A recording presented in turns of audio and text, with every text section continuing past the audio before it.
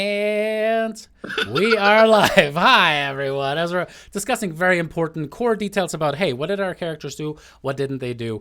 Welcome back for another week of A House Divided, brought to you by Polyhedra with the wonderful folks next to me. You may notice, if you are tuning in for the umpteenth time, this cast is missing a player. Clancy, aka Marcus, is not going to be able to join us tonight, but please send her good thoughts, because she could need them right now.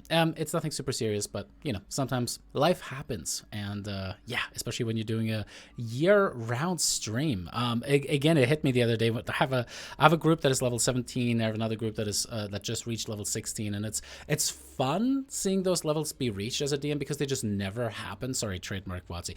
As a game master, because it's just so hard to have that. Listen, if I don't get a groan in the first 5 minutes, am I even doing my job? Of course I'm not doing my job. Which part of that was trademarked? Dungeon Master. You didn't know Dungeon Master? Right, Dungeon Master is 100% absolutely trademarked. And let's be real. I don't know. The BDSM community might have an issue with that. No. It's not Dungeon Daddy. It's Dungeon Master. But also Dungeon Daddies is also not a sex podcast.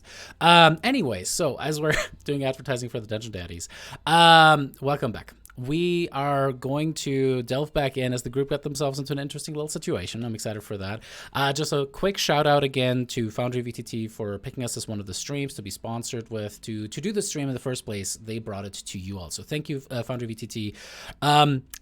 Anyways, I'm ready to delve in. As far as announcement stuff go, that's actually about it. Is there anything that you guys have? Anything that happened? Oh wait, there is something big that happened in the Nerdiverse that we definitely need to talk about. Yesterday, the people that Modufius and, man, of course now I'm forgetting his name, but the wonderful author that used to work for BioWare and wrote Odyssey of the Dragon Lords has also published. Thanks. Has also published Raiders of the Serpent Sea, which is pretty much, if you liked Odyssey of the Dragon Lords in, for the Greek setting, it's the same thing but Vikings. So fun if you especially if you've played too much AC Valhalla.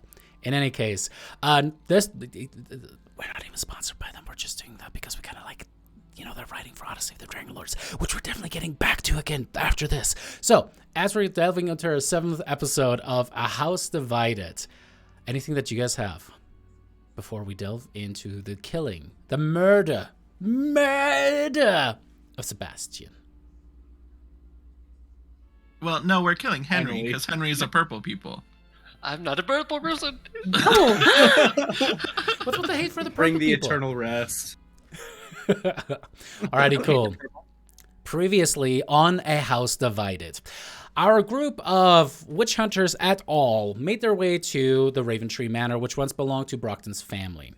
The Corvinaris family was very well known for their magical experiments, but more so for their magical tinctures and things that they, essentially contributed towards the crown, this clergically focused, very, very deific royalty of an empire, so to speak. There seem to be many relics that have to do with that conflict that went on many a year ago against the Elven Empire strewn throughout the house itself. But it also seems that something deeper, something darker lies within the history of this family. It appears that there was some kind of a feud between Elsieth and Kryn, the direct descendants, the brother and sister and son and daughter of Darius Corvinaris. And it also appears that during what was supposed to be a festival of remembrance for his late wife Ilana, Darius had bigger plans, more complicated plans, something that he didn't really let the group, with that, of course, his family, know. Rather just inviting everyone to come to the house, many a people of great renown, so that they could all appear and hear what Darius had to say. The group, as we left them off, had found themselves attacked once again by the mirror monster. Henry was pulled into the mirror dimension, but was able to be pulled back out again through the interference of Celine's otherworldly, shadowy magic. You guys battled on, fighting even an ooze in the process, and ultimately, well, you found yourselves in Darius's bedroom/study. You just started to really get into the surface level of some of the notes that had been left behind upon this study. But of course, you wanted to I think, as the young kids say, fuck with the mirror just a little bit more to find out what might happen next. That is where we're going to pick it up. Is there anything that you guys want to add? Henry's a purple person. Maybe he's just a purple person eater. How does that thing go? One-eyed, one-horn, flying purple people eater. That one. Mm-hmm. No, he's just a purple mirror person, and we're gonna kill him.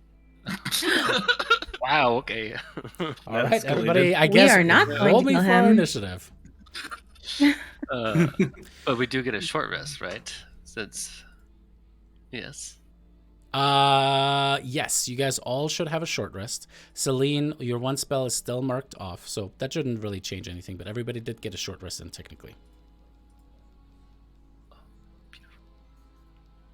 Uh, And can we get Marcus's Song of Rest as well?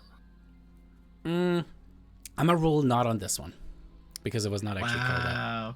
That's right. It may have been. I didn't watch that far.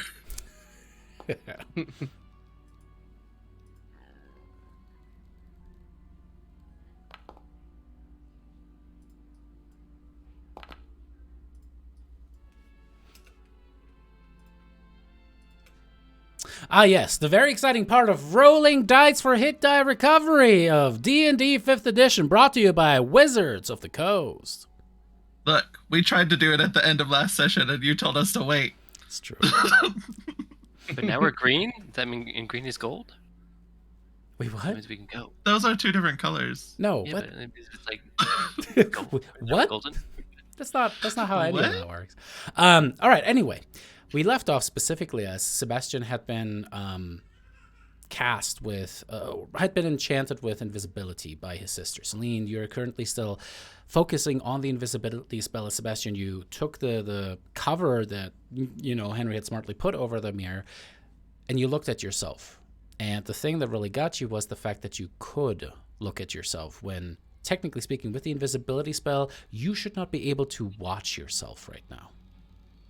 As you looked, you saw a little bit of a smile at the corner of your mouth.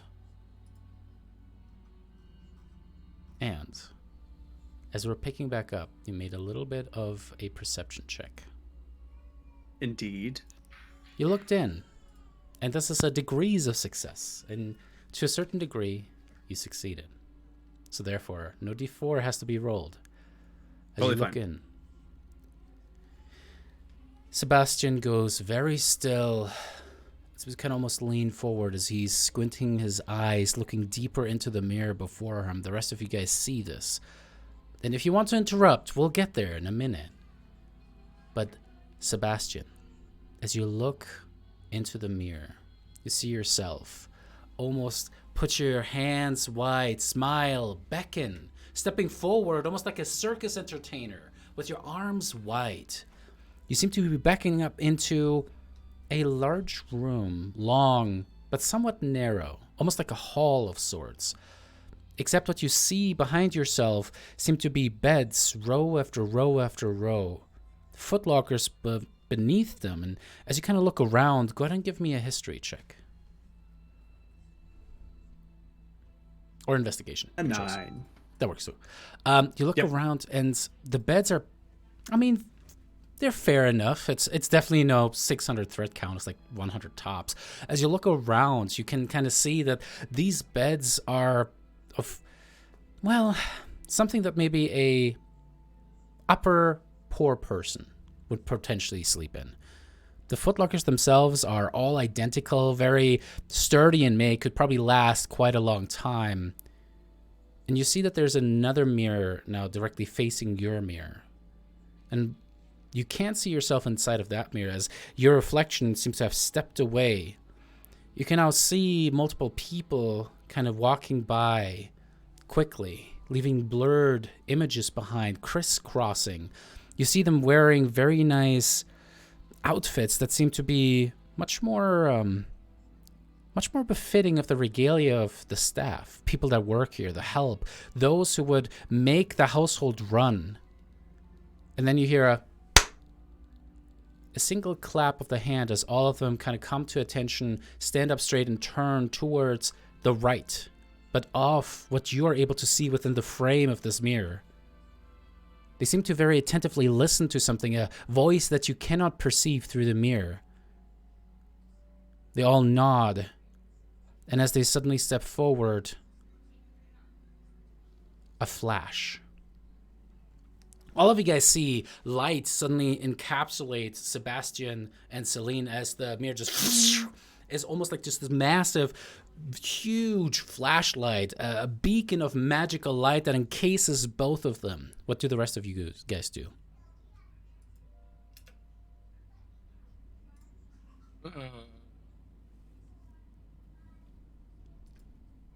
But they're not. As in the with mirror? the your complete hesitance of all the other characters there, Sebastian and Celine are turned into dust. No, I'm just kidding. As all of you guys, I'm going to say, stood there shell-shocked, maybe rifling through papers, opening Chrome tabs, or looking at whatever is immediately around you. You look at these two figures suddenly bathed in light, and then it disappears. Sebastian is completely invisible as before, and Celine, you kind of grab forward and you grasp the shoulder of Sebastian. He's fine. His reflection in the mirror seems to have disappeared and once again shows the rest of the room. What's happened?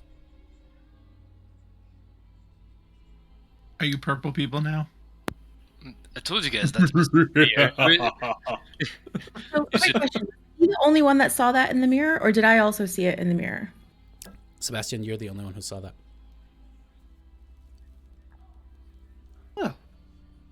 Well, that was something. What did you see something? Oh, you didn't see. Huh. See what? There were perhaps servants, I think. And a room with beds and footlockers beneath them. Interesting. Like, was it this house?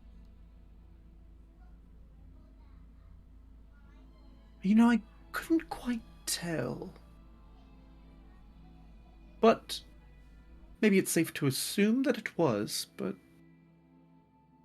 You didn't see any Is it- purple monsters? no. But I did see myself, which was rather bizarre. Seeing as I am invisible. Can't even look at my own hands at the moment. That is odd.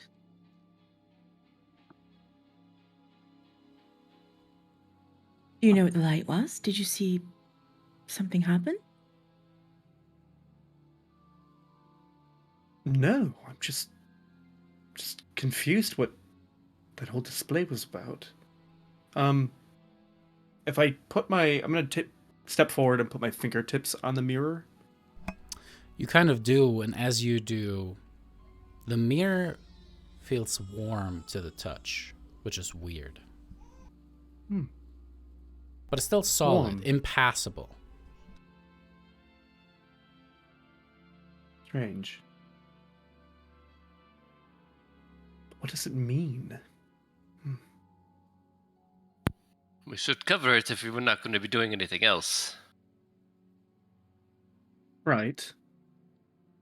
Now see, would a purple person try to save us by covering up their only mode of transportation? I think not. Thank Well, you. yeah, because they're Yeah. trying to convince us they're not a purple person. It's true. You know, I'm feeling more and more like a plum by the second. Something strange is coming over me. Just kidding, it's fine. I'm not really. But Is he gonna Willy Wonka this? What is happening? He just Oh, boy.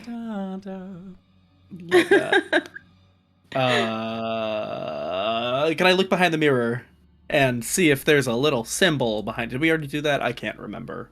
I don't No. think so. I because think we no. just immediately covered it up.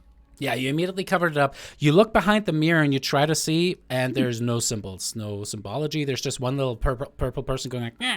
But other than that, there's nothing. No. You check behind, seems safe. Well, It just gets more and more confusing by the minute.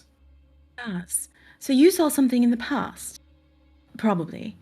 Possibly. Perhaps. Was, That does make sense. was he trying to time travel, do you think? Strange.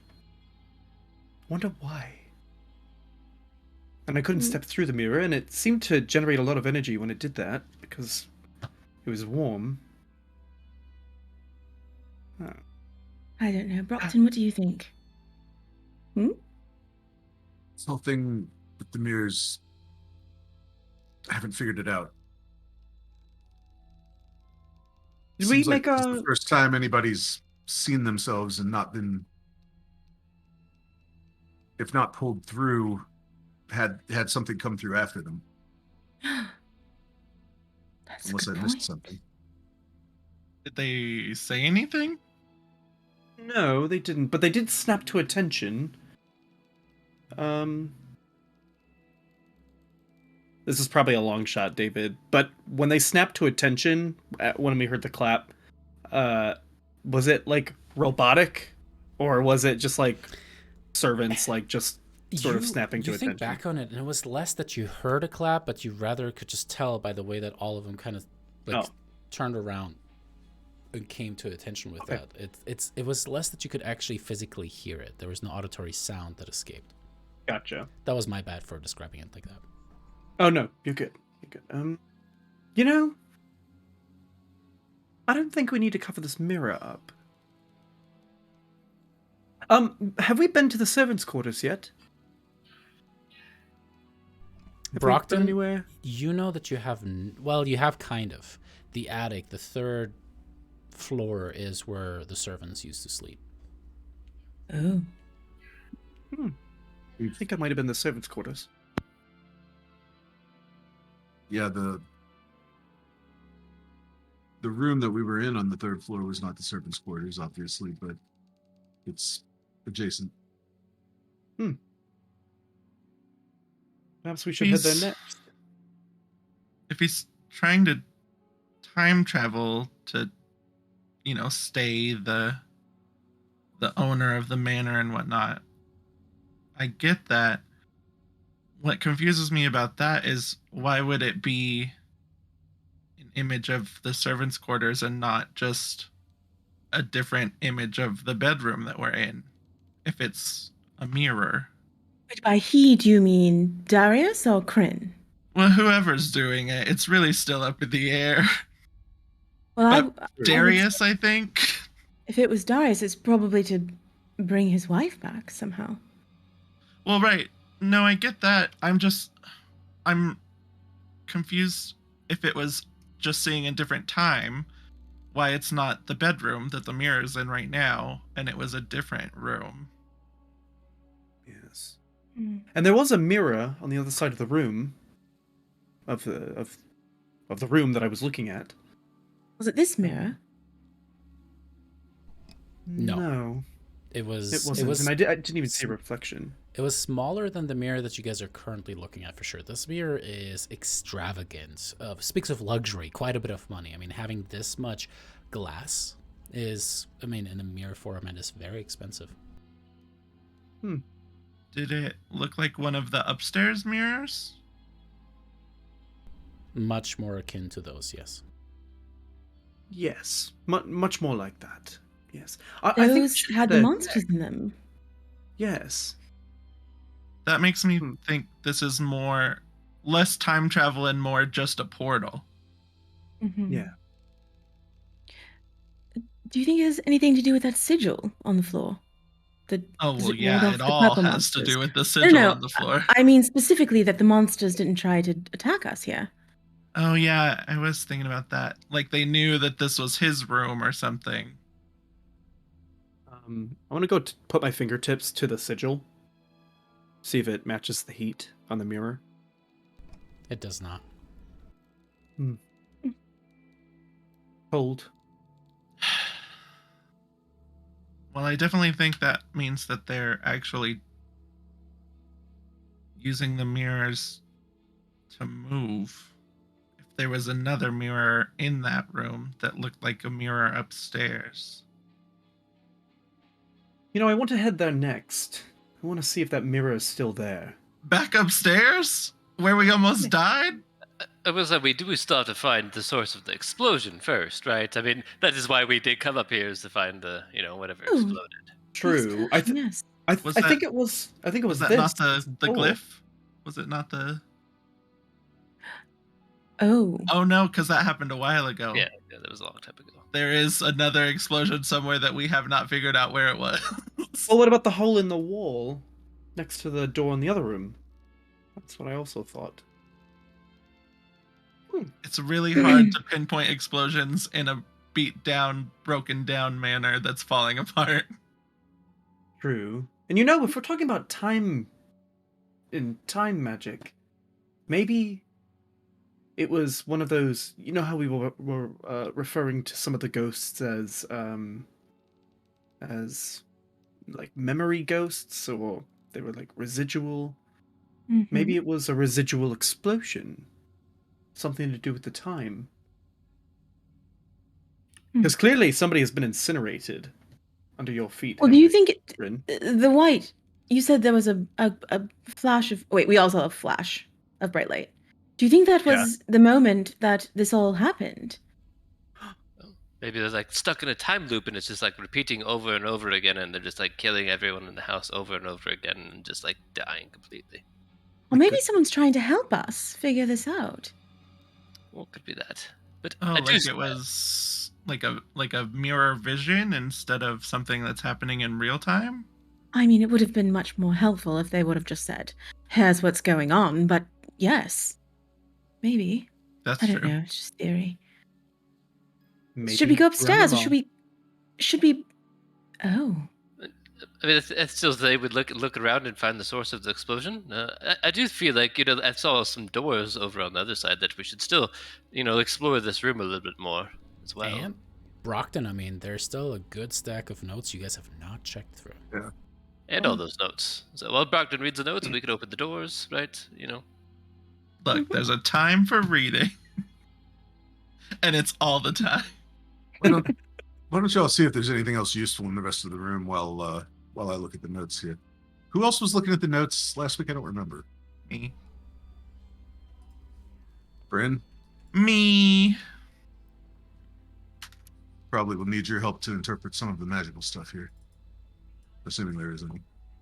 Oh. Yeah, okay, yeah. All right. I guess I'll open the doors then. We'll just see what's inside while you guys All right. read notes. We'll alternate notes and opening doors. Go ahead and open the door. All right, as you open the door, you look All inside. right, Henry's dead. Moving on. As you turn from purple to gray. So as you look inside, you see this master closet. Looking through there, go ahead and make me a perception check. Oh god, not great at these. Hey. Oh yeah, Very no, nice. that's 19. Yeah.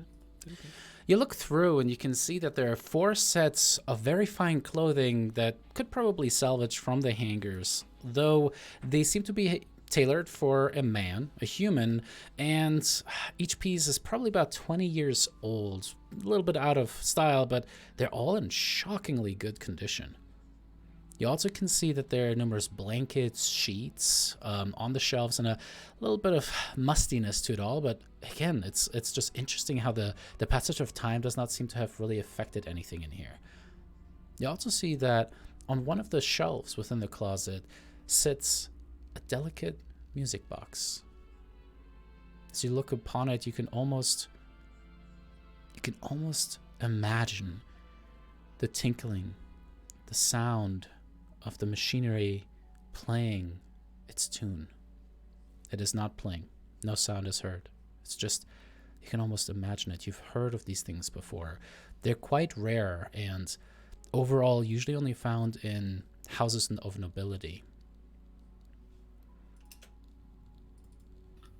I guess, yeah, Henry will grab it and be like, "Oh, Celine, I got you something," and then just hand it to Celine.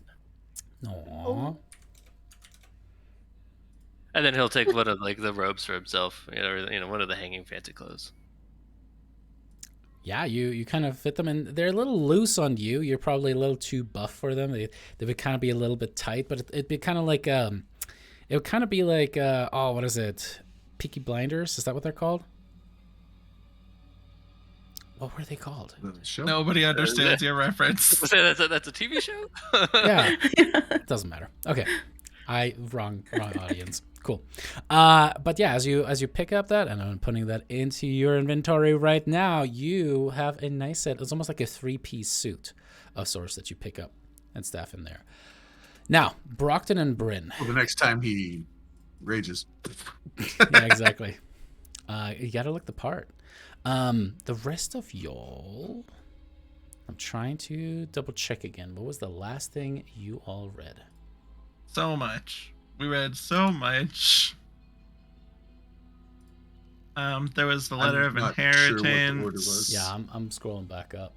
There was the planar threading. The planar threading was the last thing you guys read. Okay.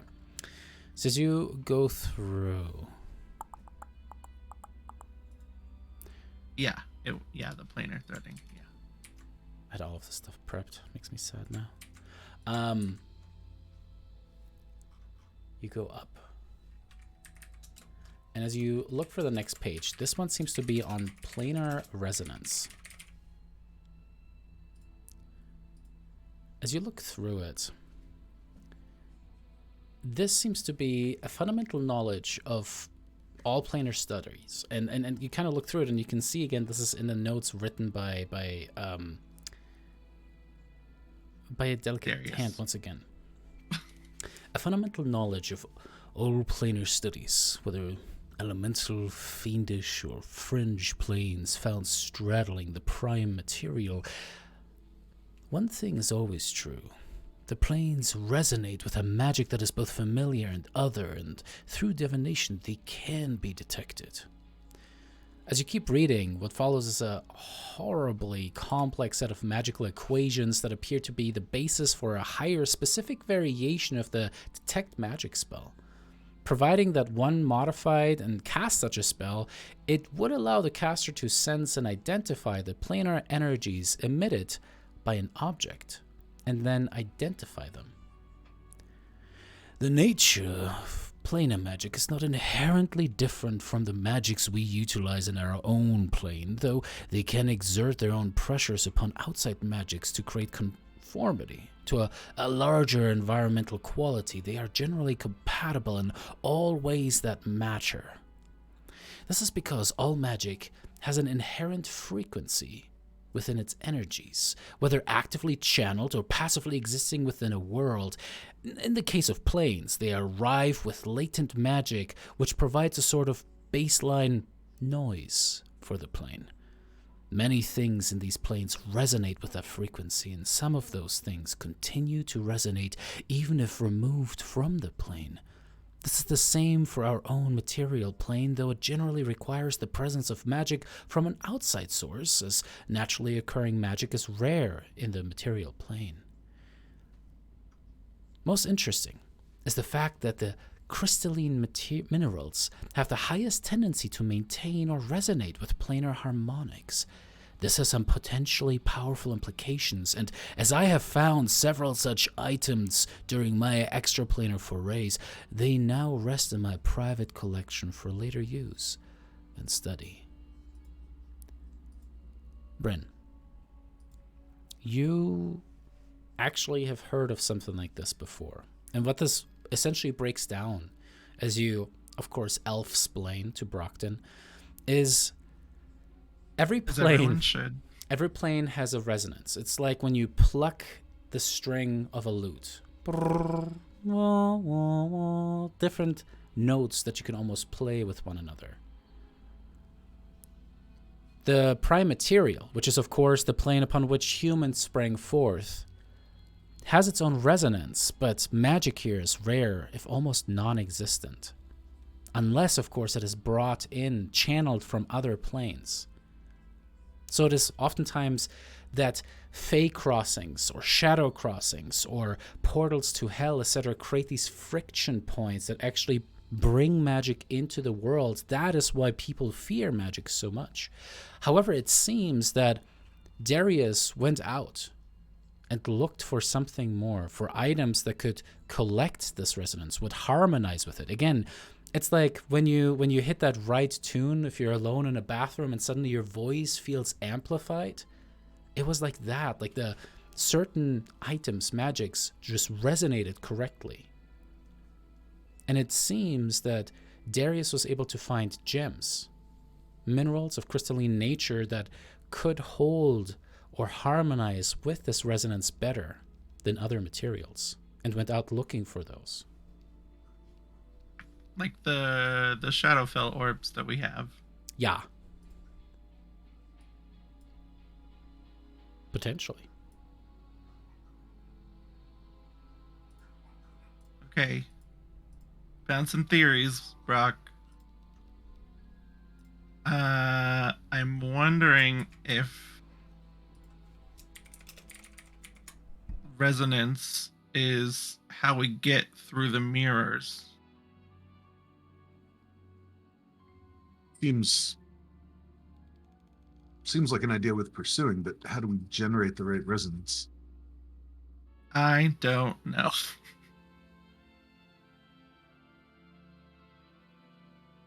And it sounds like maybe he had a spell to find crossing points between the planes? Or objects like those orbs? That makes sense.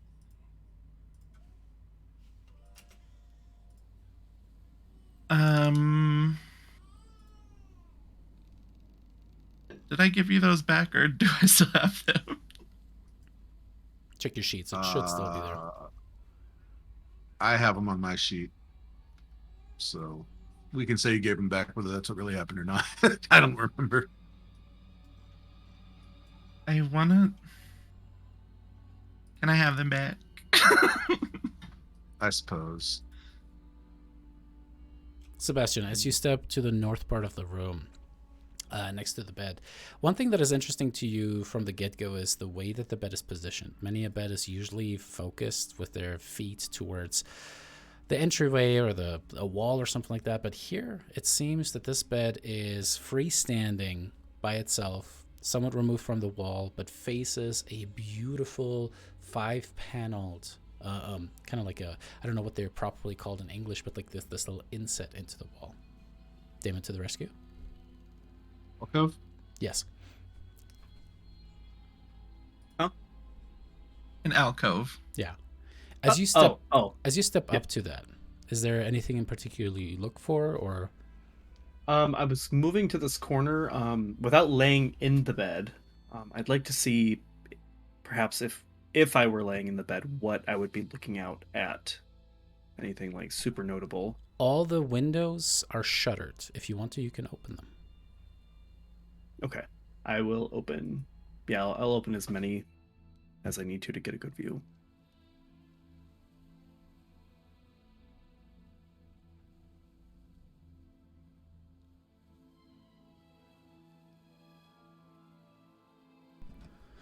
You open the shutters one by one as they're kind of reading over the stuff, and what you look out over is a beautiful grounds that has a twisting maze of, well, hedges running on the north path.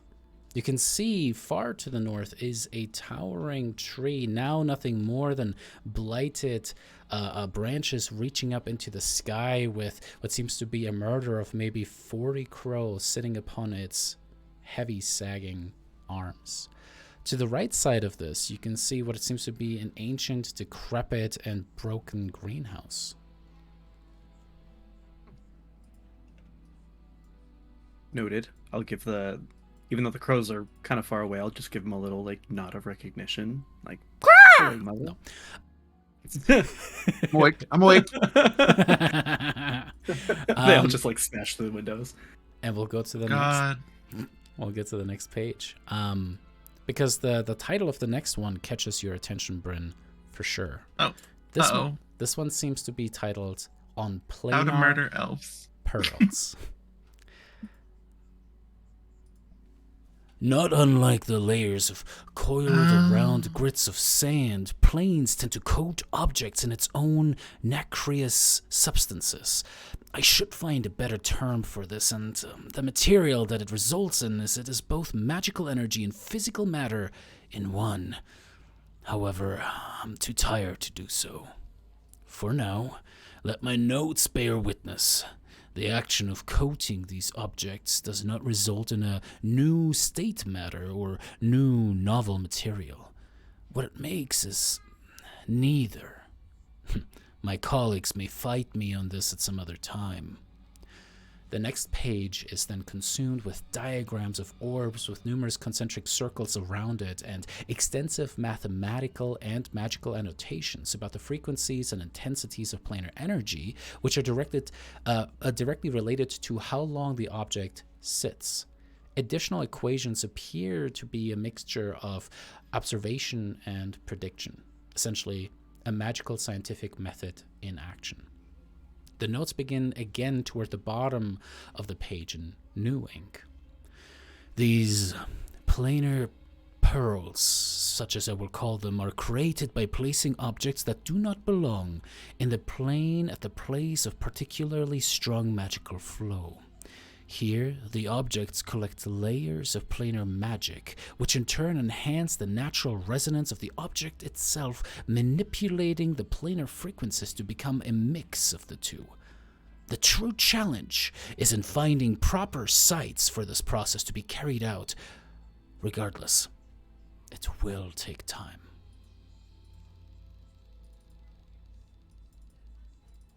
He was making these. That's why he had the spell to find the different planar resonances. But he was making these.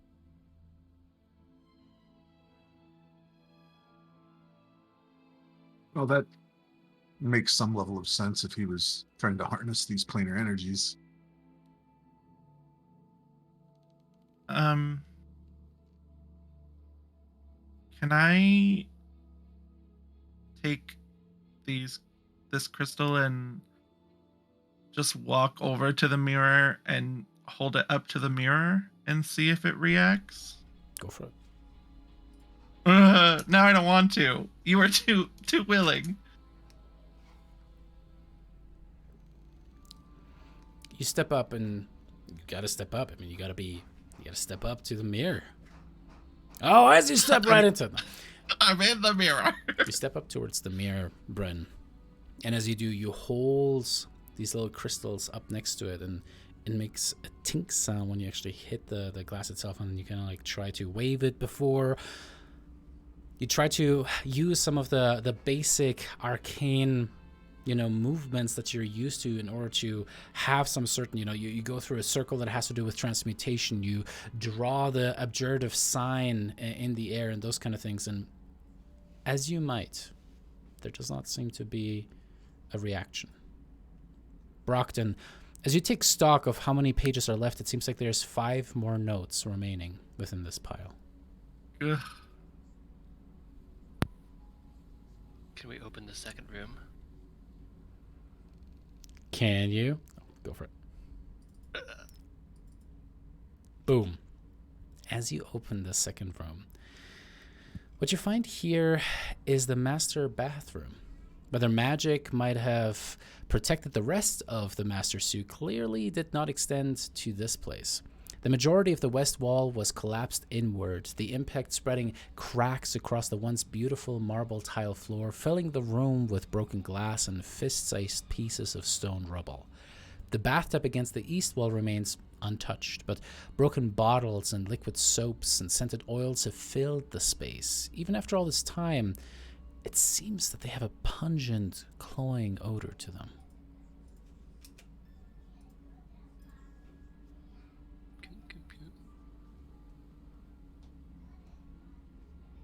bathroom's all messed up. You know, it's broken.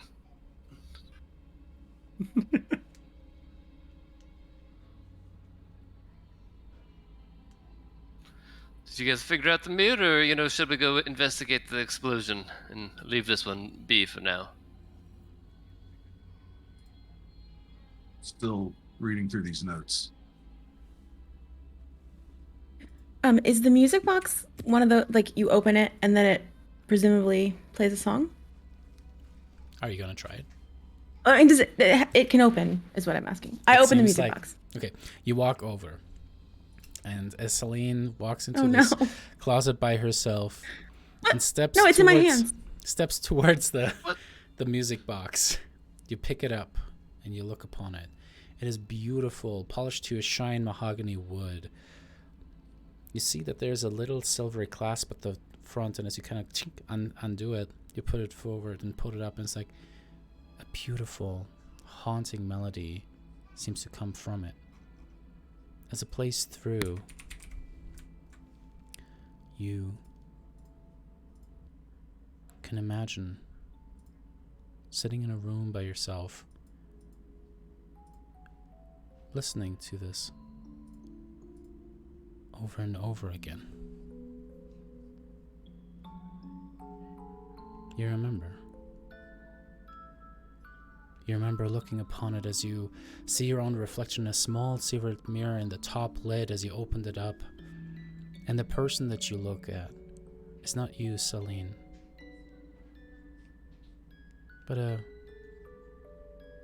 beautiful, young, human girl. She has dark green eyes, brown hair. She wears a simple yet beautiful green robe. And she is currently in the process of just brushing out her hair. Go ahead and make me a perception check, Celine.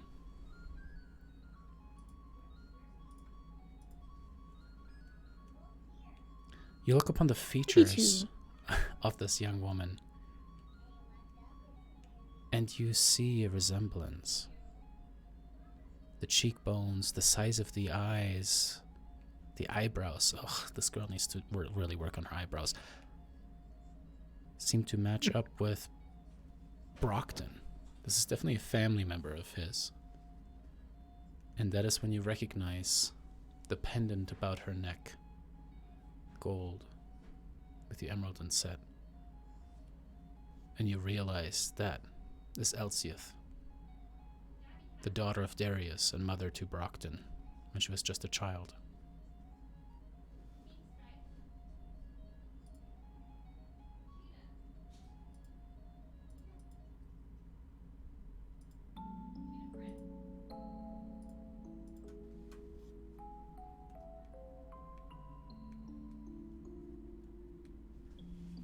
I will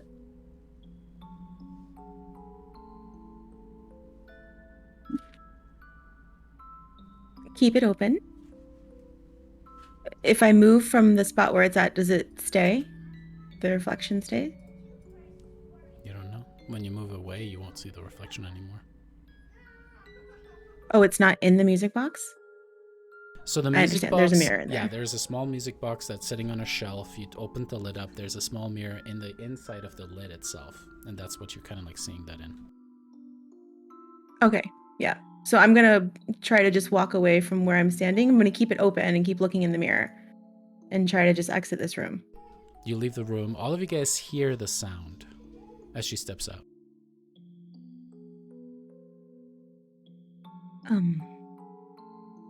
Doctor? Yes? I think this belonged to your mother. And I'm gonna just wait, where's he at? I'm gonna just turn it around and show him. So you left the music box in the room, or you took it with you? Which one? I took it with me. Okay. Yeah. Oh. And thus dies Celine. You step forward, you show to Brockton. Brockton, as you look upon it, you just see yourself there's something about that melody. You have heard it before.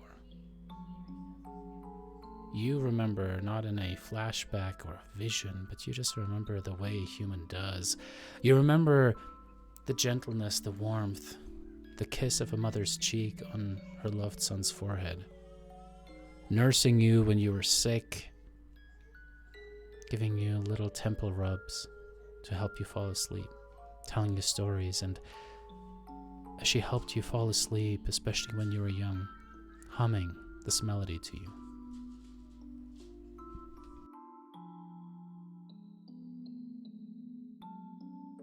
Used to hum this melody to me when I was a child.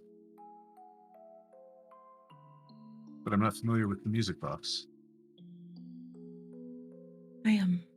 I saw her in it. Green eyes, Like brown hair, a vision? pendant. Yes, it's sort of like what my brother saw in the mirror. It was like a moment captured in the object.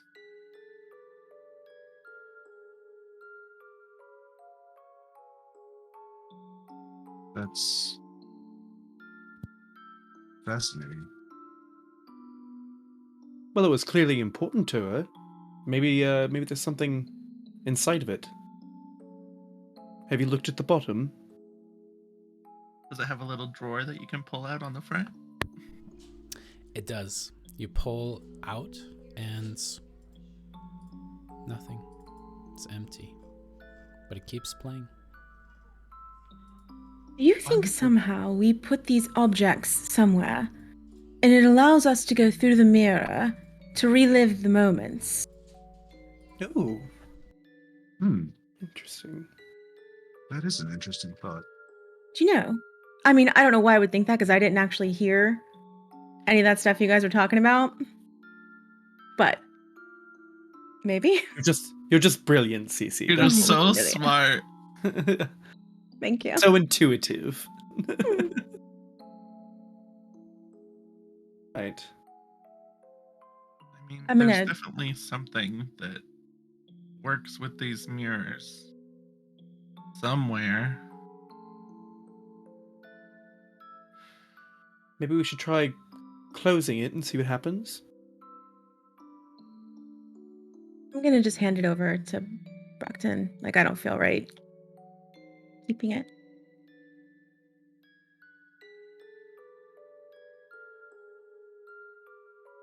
I would like to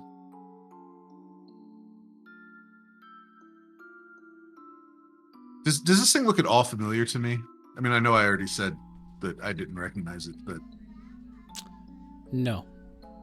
okay. The music, absolutely. This is a blast from the past for Brock, but the thing itself, no.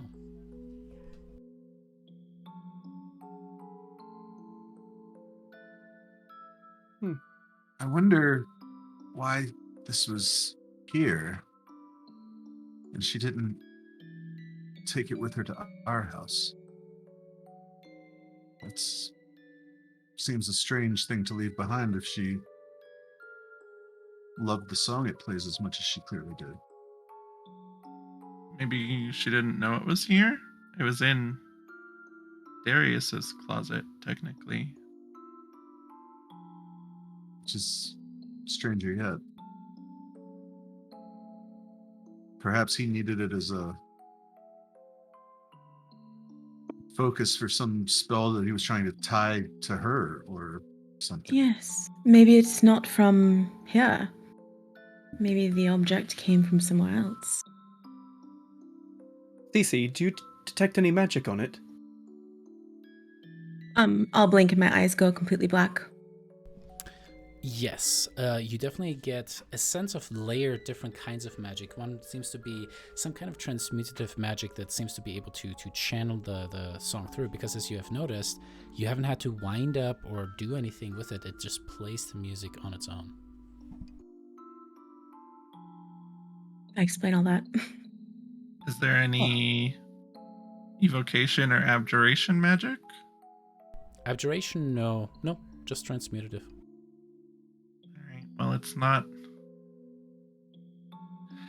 a planar item, those would be the 2 magics that would be on those.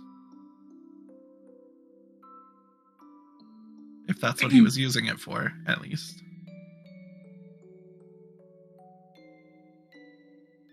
Perhaps we should just gather up all the information we can. Do you know, look through all the rooms, gather everything together, and then put it together like pieces of a puzzle. Do you know? Right. And also, like, I know Henry's been talking about this explosion, but we should maybe also keep in mind that there's potentially another group of people in this house right now that we still haven't run into. That probably just got exploded as well. Oh yes. Let's go find out what that was. Unless there's something else here you want to look at.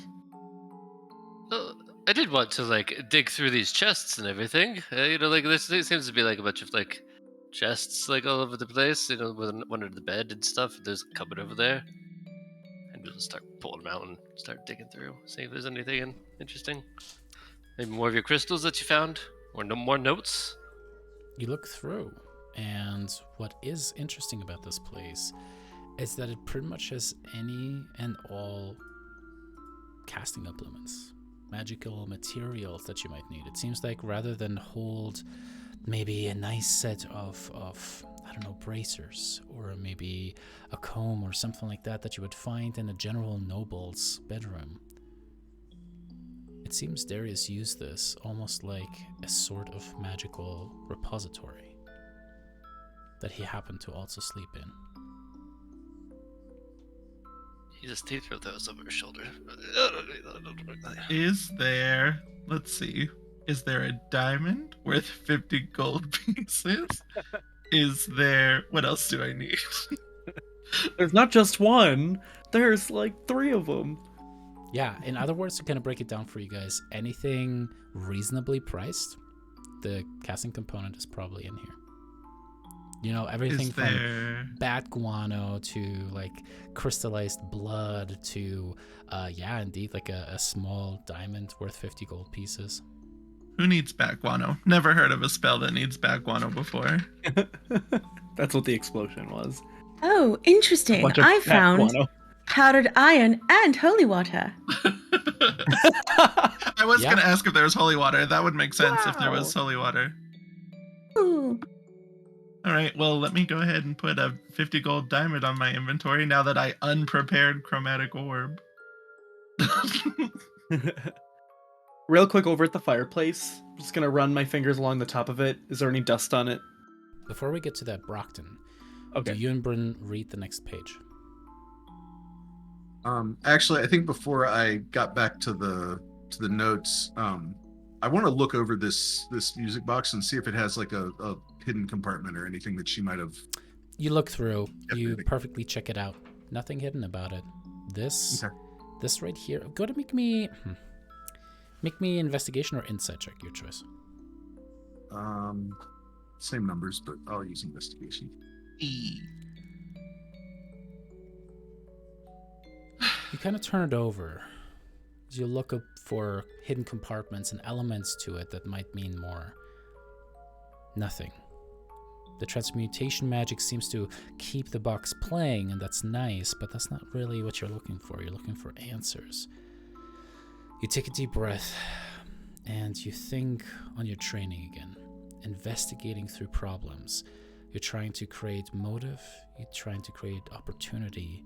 Something went awry here. What exactly was it? Who exactly committed what? And what was bad about it? What happened here? So what you're trying to establish really is, why would someone keep this in the first place? Why would Darius keep it here? And if anything, Brockton, it seems to give you a clue in the form of your grandfather kept a memento of your mother. There was nothing else in that room. This entire place is Spartan, functional, perfectly neat and tidy. Nothing in here is out of place. There's only 4 sets of clothing for this man. And yet he kept this, to him, useless music box. This might be the one thing you have found so far that really indicates the sentimentality of Darius Corvinaris, aside from, of course, the love that he had for your grandmother. He loved your mother. He loved her very much. And you just imagine if you had a daughter that had moved away and had children, and you lived in this estate by yourself, holding this music box, thinking of your mother and feeling a swell of emotions. What it would mean to sit in here and work on some grand design, some kind of a plan that involves the planes. But maybe sitting there with this one shred of sentimentality that you allow yourself.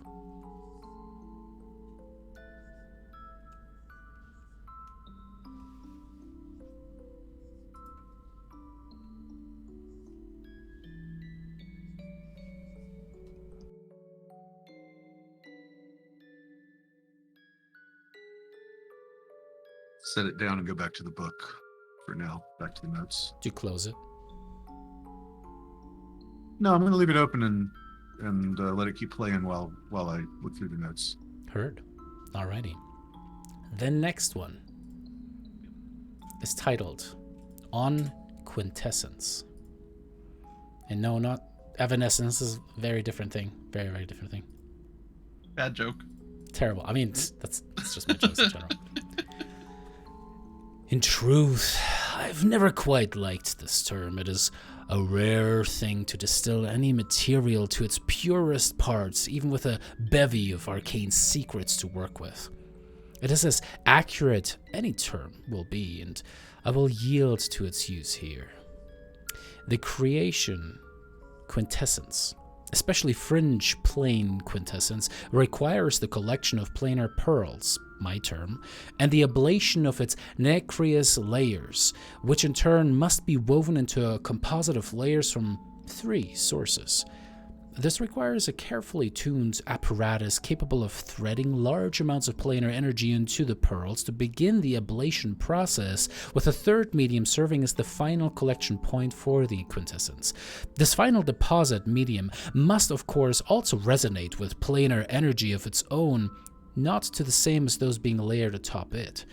The process is something I've been working on in my spare time for years now, and I'm able to do it in only the sparest amounts. Yet even this tiny yield of pure planar energy is incredible. I have used it as a seed material for my crystal gardens, as it is highly responsive to energies matching the energies contained within its layers. Naturally, the process yields what my colleagues would consider quintessence, but it is not. Whatever pure planar potential is collected in composite is laid atop a medium that it itself is anything but quintessential, thereby sullying the final result. But such pedantry has no place in my personal notes, despite how many lines I have now dedicated to my over-opinionated griping. Perhaps when all is said and done, I will begin a grand argument at the next symposium I attend, and see what comes of it.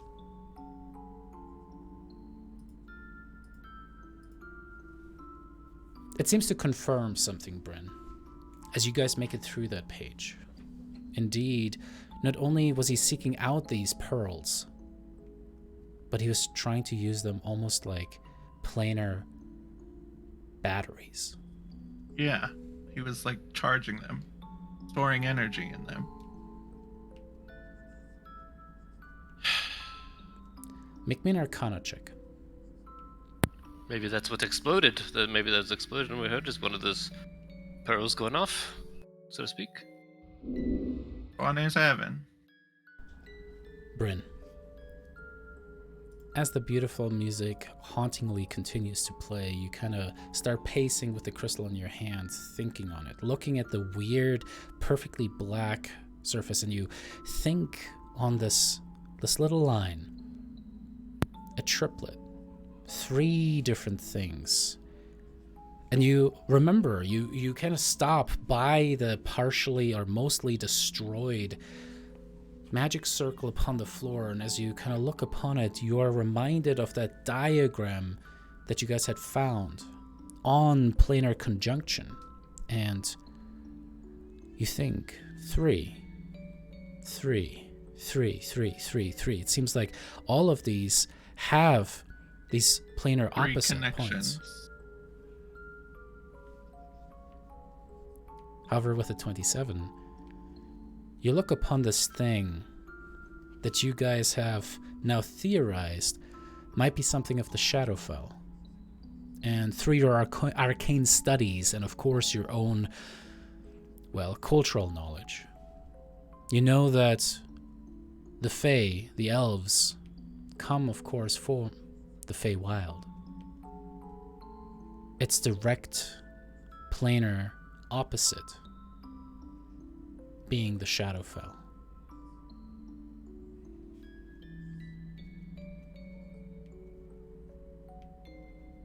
And the middle would be us, technically, right? In all Material of those, plane? in all of those connecting points, the material plane would be the center.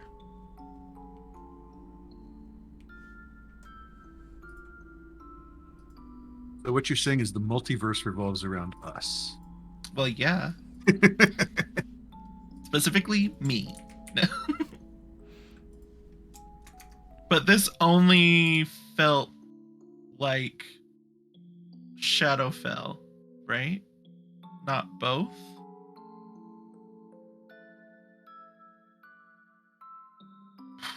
Correct. Which means it's either unfinished or was finished and used up.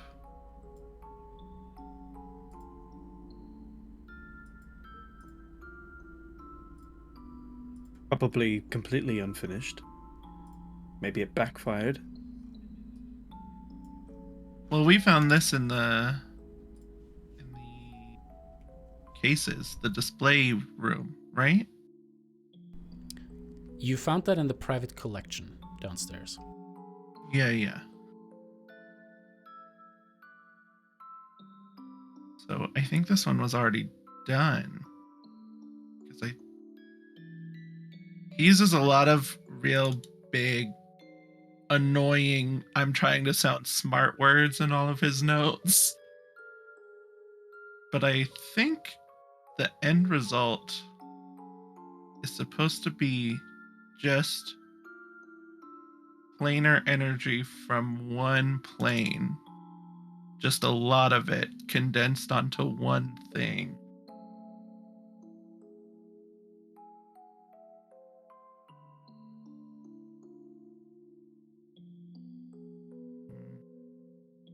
So maybe this was a Shadowfell battery.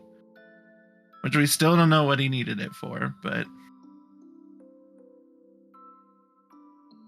there's Maybe that. the mirror upstairs has answers, perhaps? I don't know. Mirrors Maybe stay away- upstairs have monsters. Yeah, but I say we stay away from those mirrors, right? You know, that doesn't seem rather safe. True. Just because we got to sleep doesn't mean we can go back upstairs. But what about the servants' quarters in the attic? I mean, I saw a mirror at the other end of the room. And there probably wasn't a mistake that I saw that. And a flash of light. And we still also have this entire second floor to, you know, kind of like peruse about for the most part. True. Yes, let's do that. Some of us are not scholars, so this is making my brain hurt a little bit. Are you done reading all of your notes? I mean, no. We still have like 4 more pages. Oh my. We can But take them with us and yeah, read through them later. reading in doses, it's better. Sometimes you get a migraine.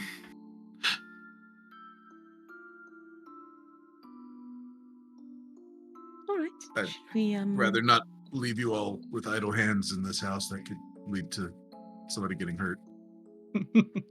Somebody's just like stealing something. I'm not even worried about that. I'm just somebody gets to where they're not paying attention and walks in front of a mirror or something.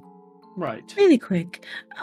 Before we leave this room, do we think they just really like the gardens? That's why the bed's facing the gardens? Ooh, Well, that's actually an excellent point. Do you see that tree all the way out there? That tree with all the crows all over it. It's rather large, isn't it? Hmm. Enormous, you could even say. Yeah, and he mentioned a crystal garden in one of these. Oh. Hmm. I wonder if maybe that's out there too. Yep. Well, the maze. There is a maze out there. You know, what better place to hide something than in a maze? That's what I would do. Hmm. We have Well, feel if like we're mingling with gonna the locals.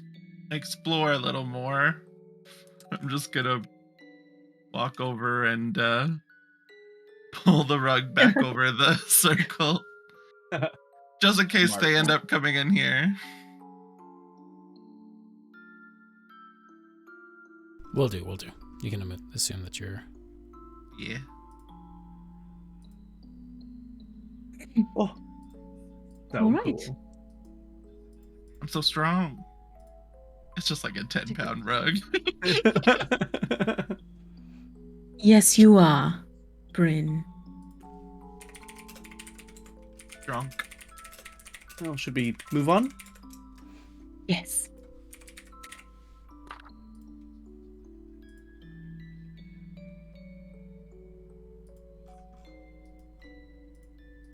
Yeah, we can continue on.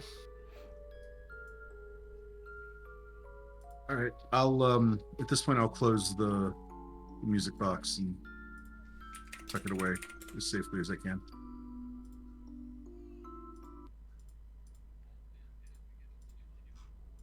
I'll take the scraps too, the note scraps. I don't want to leave anything that they might be able to find while we're not in here. Yeah. Sounds good. Fair.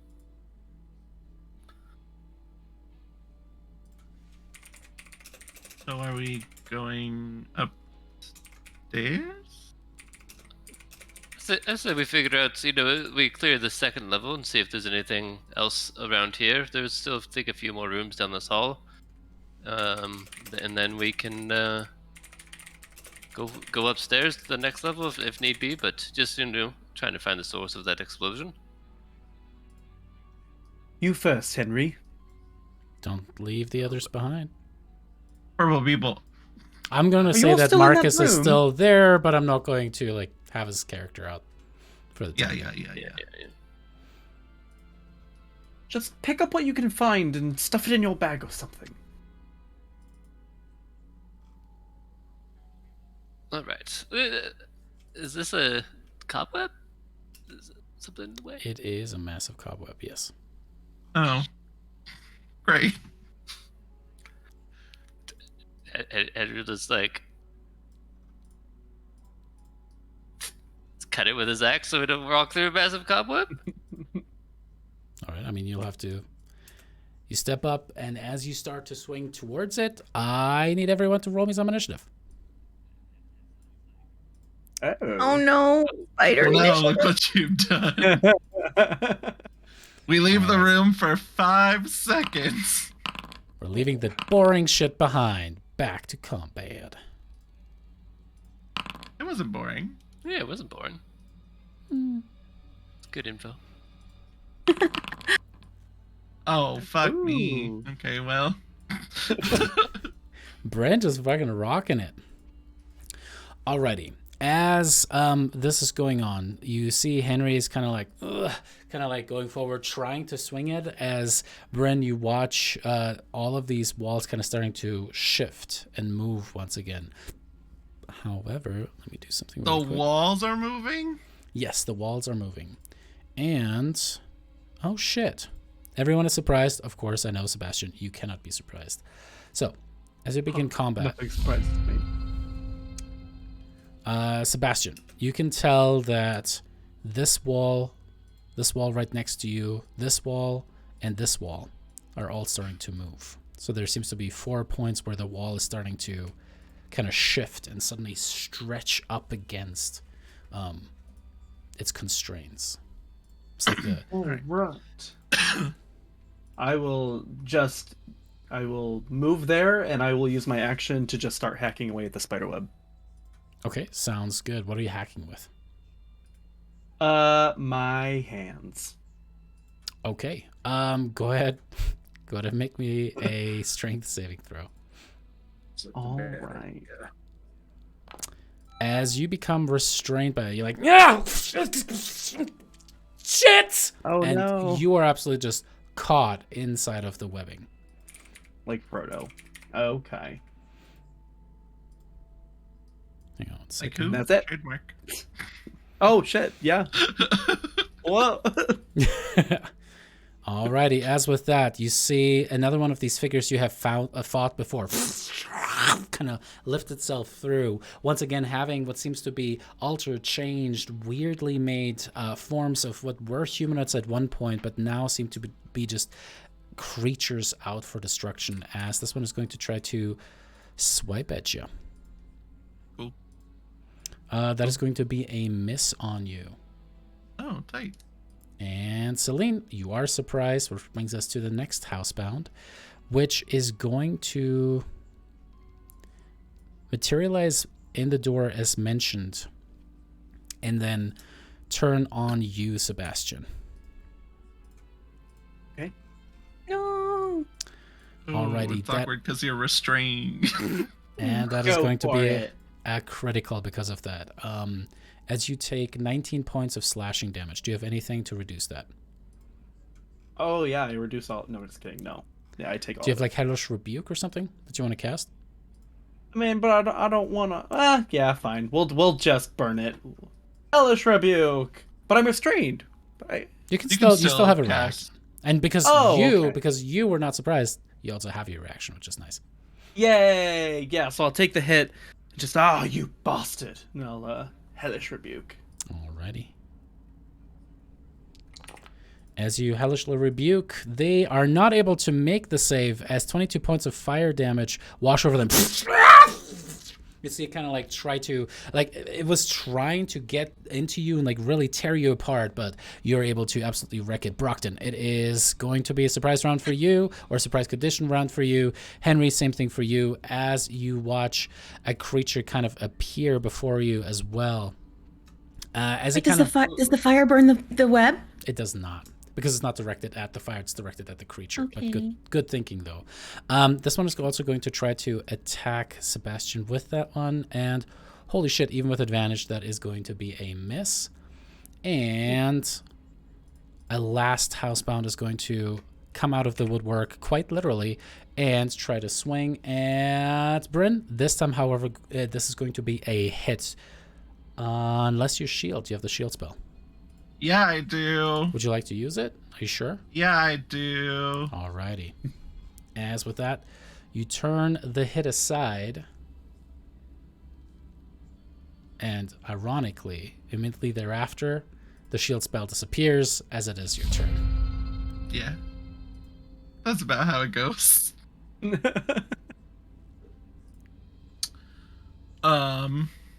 Well, this is awkward.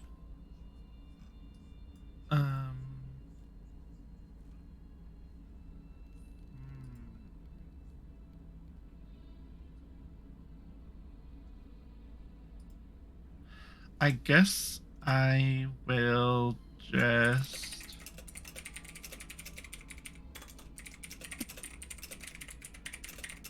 Misty Step.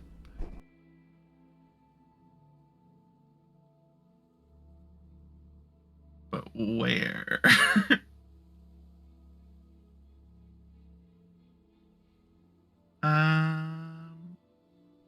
You know what?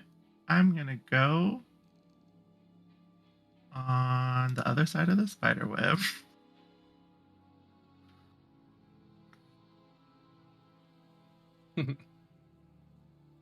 And then I will firebolt this one.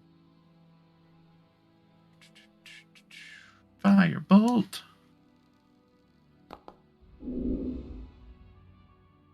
All right, that's going to be a hit, doing some damage as it starts to burn a little bit.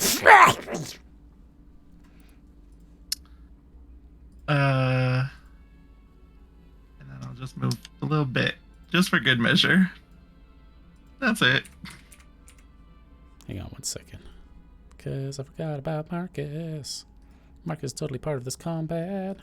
Oh, I just assumed they were the silent PC. Strong, dark, silent type. All right, Sebastian, it is your turn. All right. I will Eldritch Blast this good fellow right here. You know that you have 2 sources that give you disadvantage, and you will be shooting next to the one that is right next to you. So, well, 3 sources. Because you're in melee with these 2, if you shoot at this one, you still have disadvantage on the attack, just so you know. Sounds good. Actually, you know what? And if I, is it possible to get disadvantage and still is it possible to attack the one that's directly in front of me? And yes. Would I have? With disadvantage, I would just have disadvantage as well. Mm-hmm. Perfect. All right, we're gonna try to hit him, so maybe I Awesome. can push him away from me. Nice. Eldritch Blast. Eldritch Oh, Blast. shit. Holy Oh, it did it. shit. With Oh, disadvantage. it did it. Oh, but it ate you. I know. That's 20. That is sad. 6 points of damage, and indeed, it's 5 or 10 feet. I forget. 10 feet. Alrighty, he's pushed away. Cool. And I'm hit him again with another Eldritch Blast. This time it's a miss. Perfect. All right. The end. Alrighty, as this one looks upon some of the others that are there, it's going to rush forward past the opening and, let's see, is going to make an attack against Celine.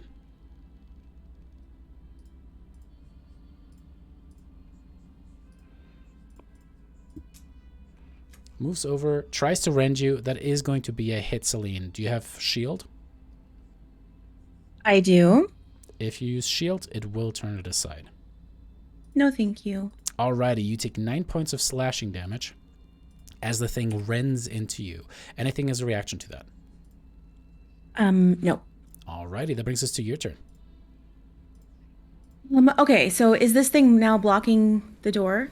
Somewhat. You could try. So again, there's the overrun roll. You can use your bonus action to make an acrobatics or athletics check to try to squeeze past it into the hallway. So walk me through what you want to do. Let's do the cinematic thing. I want to look into the room so I can cast a spell in there. What are you trying to cast? Walk me through it. I want to cast Hunger of Hadar. Okay. So depending, let me see from your perspective. So what you can kind of see is like this little window where Sebastian stands. So if you wanted to cast it on Sebastian, you certainly could. Other than that, the only creatures that you really see are this one and this one.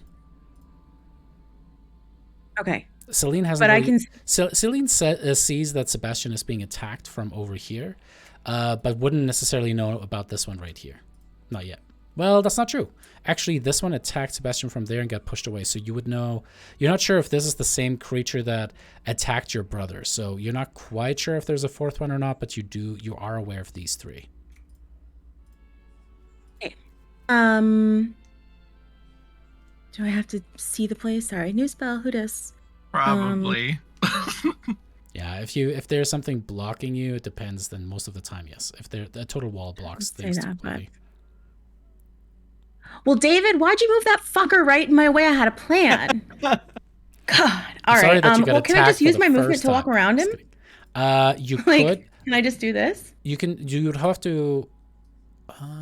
Okay. Yeah, I'll do that. I'll just go. Well, I'm gonna get an opportunity attack, but. No, I'm actually trying to think because I think moving diagonal, you can move through Brockton's space. It'll just be difficult. It will just take a little bit of extra movement, but you could swivel around, kind of like, excuse me, Brockton. Yeah, you can definitely do that. It's just going to be more movement. That's all. So it'd be 10, 20 feet of movement to just get to right there. And no attack of opportunity. Okay, I will do that. Alrighty. Well, the way that you move, it doesn't matter. Anyway, yeah, as you move up, you move down, kind of squeezing by Brockton there. Okay. Oh, I thought there was a guy over there. Oh my god, I can't see anything. I don't know what to do. Stress. It's setting in. Oh. Okay, actually, I'm not going to come all the way this way because I can still see the same thing here. Mhm. I will. Let's just see. Don't end your turns in here. Okay, thanks. Okay, I want to cast it. Ooh, that's huge. Oh Mhm. no. Mm-hmm. Oh. Okay. Never mind. Escape. I don't want to do that. I didn't realize it was that big. I don't know how to get it off my screen now. How do I do it? Right click. Right click. Cool. I'm gonna Eldritch Blast this fucker. You will have disadvantage Sorry, on it that was a because journey. You're in melee. You're totally fine. As you're trying to like keep the apologize. creature off, So- you're like, yeah, poof, stay away from my Okay. brother. Poof. Is that control? Yeah. Yes, hold Yeah. control. Mhm.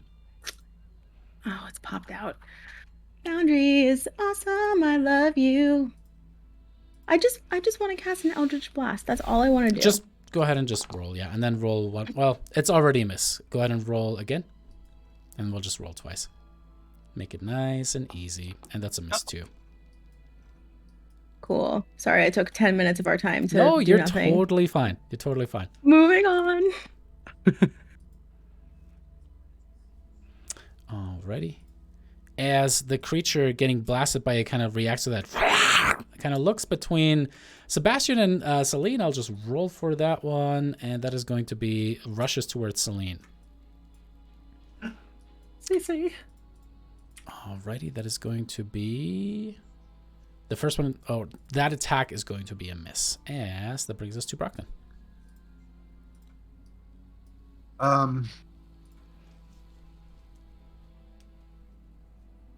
Well, I'm a big fan of hit the thing in front of you. So I'm going to pull out my fancy silver letter opener that doubles as a scalpel, I suppose, and stab at the one that just ran up at Celine. Cut him up. Cool. Alrighty. That is going to be a hit. Gonna roll sneak. I shall. And if you want to, do you want to use sneak for that? Oh, Yeah. yes. Alrighty, that kills the thing as it dies with a wonderful incision. You did it. I did it! Yay! Ooh.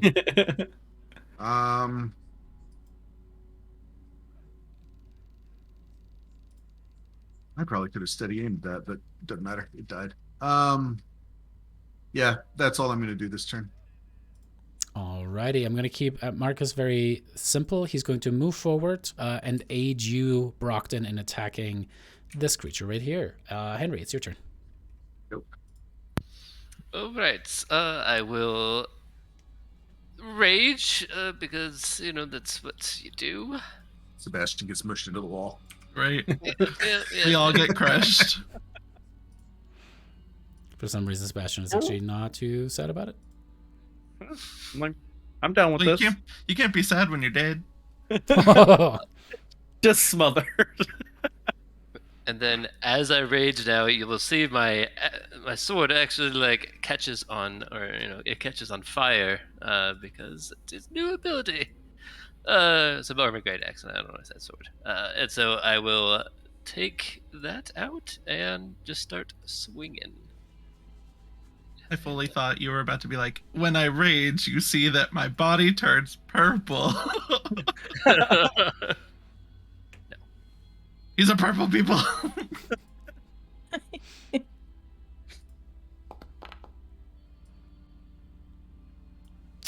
Alrighty. As you swing in, that is definitely going to be a hit, and then roll me that d6. How did you get advantage for that? Oh, did you reckless? Reckless. I'm Yeah. stupid. Alrighty, that is going to be a wonderful amount of damage as you annihilate the thing. Absolutely nothing to sweat about. Horror, what is it? And I will turn around and do the same thing. And then roll 1d6. I think you only get that for one attack per round. Let me double check though. Is that only?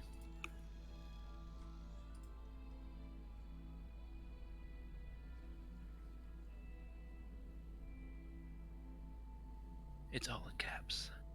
It is an extra 1d6 of blah, blah, blah, blah. It also is a returning weapon, don't forget. It just says 1d6. Okay, cool. I'll double check during the break just to be sure because I have another player. But anyway, it doesn't matter. It dies either way as you just like cutting through, what is it called? The webbing completely in the process. And that is going to destroy the webbing that Sebastian found himself somewhat inconveniently caught within as well. And yeah, that'll be it for. I guess I could like walk up. It's like I have plenty of movement left. I'll just walk up next to this thing and just like stare down at it intimidatingly. Wonderful. All right, it's like that is going to take us up to Bryn's turn. What am I supposed to do? The web's gone now. Mm-hmm. And the only housebound that I saw is in the other room. So, is this a web? You look up. Yes, that is also a web. I'm a firebolt that web. Alrighty, go ahead and make a shot. Just target yourself to make it easy. You know what they should add in Foundry? That would be kind of cool. Point targeting, where you can hold a button and you target and you just target a point. Just that space. Yeah, that'd be kind of cool. That would be real helpful in both games. For the 3 spells that actually let you target an object. Yeah, that'd be awesome. Okay. All right, and 11 is actually going to be enough, as that also annihilates the spider web. It completely covers or just completely is lit up. I'll say as part of your turn, Bryn, go ahead and make me a survival or nature check, your choice. Oh, okay. Cool, I'm good at one of those. Another 27. You'll look at the webbing and you're pretty sure that a normal house spider or even a whole gaggle of them would not be able to create a net or a web that large. I don't know if I needed to roll a nature check to realize that. No, just kidding. Yeah, I mean, I'm fully expecting a giant spider or giant spiders to be around here somewhere. And based on what I do know about spiders, the fact that we just destroyed 2 of their webs, they're gonna know. So that's the end of my turn. All right. Can I see that thing? Can I see that little? Yeah, it has half cover from you, but you can definitely see it. All right. Actually, shit. I forgot about Henry. That's 3/4 cover, but yes, get it. Totally fine. Your days are numbered. Pew pew. Let's do an Eldritch Blast. Eldritch Blast. Oh. Shit, doesn't matter when you roll a natty 18. That is going to absolutely hit the creature. I'm going to say that it can't really move past the other 2, but it takes some damage. Perfect. And another one. Let's go.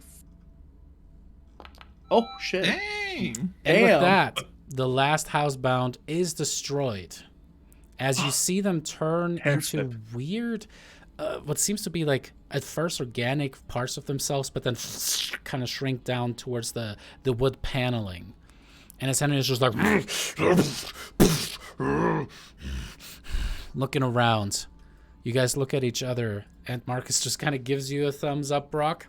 We're going to go for a quick break, just because the bathroom is calling me. With that, we'll see you guys here very shortly.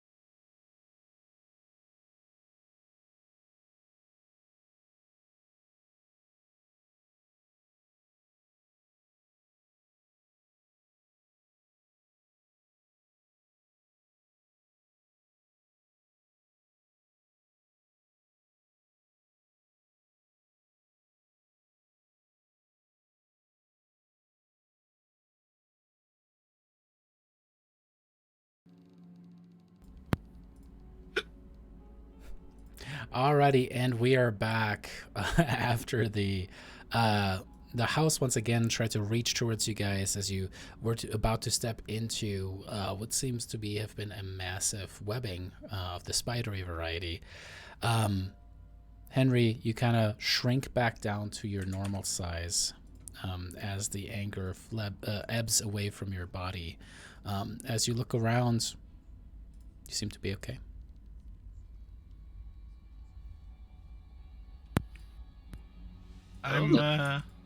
Everyone okay? Kicking? Mostly. Yeah, I mean, I'm glad we're all safe, but I think we should definitely stay on guard because there's probably going to be spiders at some point. These are not house spider webs. Yeah, we they're need to definitely a little large. be more Peek in the careful. door and say, sounded like you said spiders. Is that, did you? Yep, probably big ones, if I had to guess, just based on the size and thickness of these webs. We don't see them yet, though. It's fine. There's more webs up this hallway, so they're probably that way if I had to guess. You can take my hand, Cece. We'll walk together. I do. I'm going to. I'm going to just shuffle past Brockton. Excuse me. I mean, if you are you scared of spiders? So it's just that when we were little, you know, in one of the basements of the castle, there was this, and it scared me, you know. That's all. Yeah. And Just a little healthy fear. Cece's not really afraid of anything. Just no, makes her uncomfortable, is all. right, the legs, I think. Yes. Exactly. Understandable. Yeah, They that's are. fair. The legs. We'll be honest. We'll call it They out. It's can- the legs. More Nobody than should have that two? many legs. Not good. No. It's unusual. We hate dogs, we hate cats, we hate lizards, we hate Yes. Yes. All of them. If you have more than 2 legs, hell no. Oh, like Delete it. dogs. Right.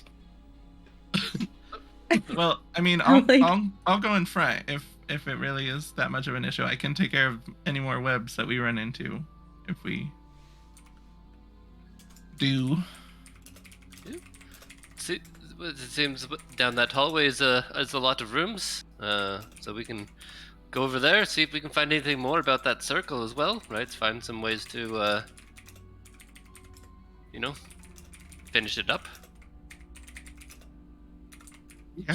Oh. guys, learn to walk. Shall we guys. dance? Side of the brook, I know. All right. I start dancing with Henry. Celine stabs me in the back. Also, that's like the 50th time something has just come out of the walls while we've been in the hallway. So maybe just like stay alert, stay on guard, I'm Just always start alert. chopping the just walls. randomly punch the walls. Yep. Celine has a death grip on Sebastian's hand, and she's like shaking. Just Like, yeah, stay alert, stay there. It's a good idea. Like just every 5 feet, just take a dagger, stab the wall. I knew all of that was going to happen. Nothing surprises me. Well, I mean, you got caught in the Feel web. free to so- shout a warning to the rest Well. of us. Yeah. Shut up, Bryn. We all saw it happen. We were all there. I will say, like, you should avoid giant webs, right, that are really sticky. Like, True. If you have like a knife or something, use that instead, and I think it would work out better next time. Smart. Perfect. He's so smart, Cece. Do you want one of my daggers? I have 2. Sure, thank you. I will think I gave mine unsheath to it Rob. from my leg holster and hand it over to my brother. Thank There's a you, little flick. Cece. I gave my dagger away. I don't remember who I gave it to. Probably Marcus.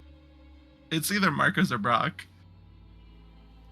Oh, it was whoever's dagger got dissolved by the slime thing. I think it was Marcus. Oh, it was That would you? be Brock. Okay. Well,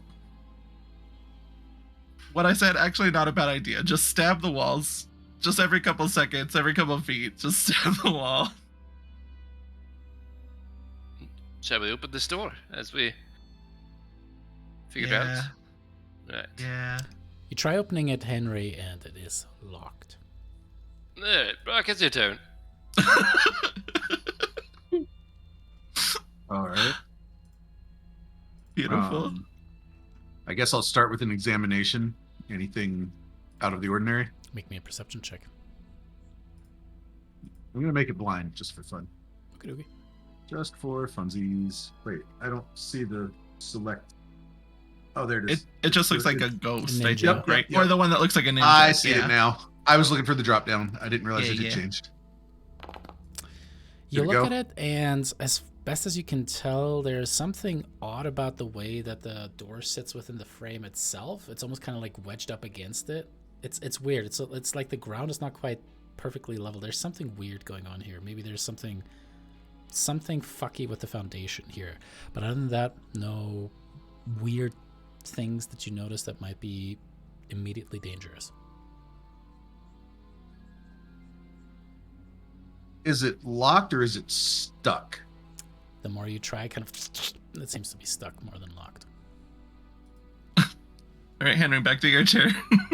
I don't think it's locked. I think it's stuck, but something tells me this might be another one of those there's no floor on the other side type of scenarios, so don't just charge through. Be careful. But we're on the first floor, aren't we? No, we're on the floor. Oh, we went up? Yeah, we're on the second floor. Homegirl been thinking this whole time we're on the floor. When did we go up? The beginning of session, like last time. Oh, right. Like, and then we did fall through the floor, right? And it was like, oh god, you know, Right, like, we, right, opened the door right. and everything, you know. That's hilarious. Gosh, when we rebuild this manor, we need to put in an elevator. You know, we should start with floors first, right? Like in making sure there's floors everywhere. Right. Probably just burn the whole thing to the ground and start fresh. I mean, I think the first step is an exterminator. Personally. Yeah.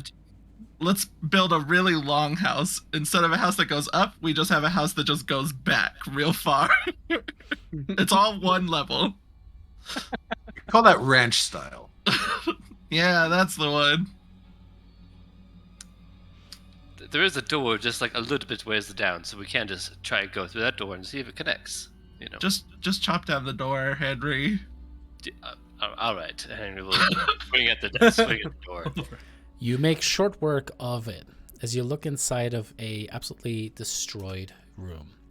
Now, Brockton, you remember that the upstairs rooms had names, and each of them was associated with a color that is matching with the tapestries, though long faded.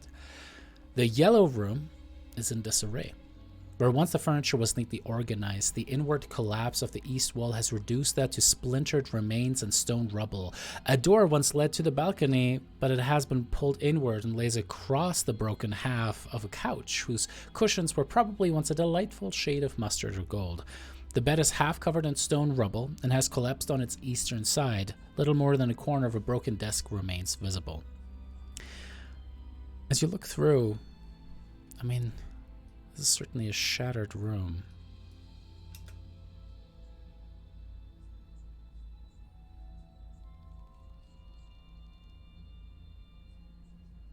Anybody gonna jump out at us? You see anybody in there, Henry? It looks pretty broken and dilapidated. Oh, well, excellent. Yeah, this is it doesn't look too comfy, but let's say we keep on going. What else is in there? Rock it out. What was the yellow room used for? Do I know? You don't remember. Okay. It was probably Yellow. someone's bedroom that you do remember. It's now. a color that makes you happy. So it was the meditating room. Or it was. Never mind. I'm gonna try and open this door. Oh, All right. It actually opened and now I'm scared. It opens, and as you look inside,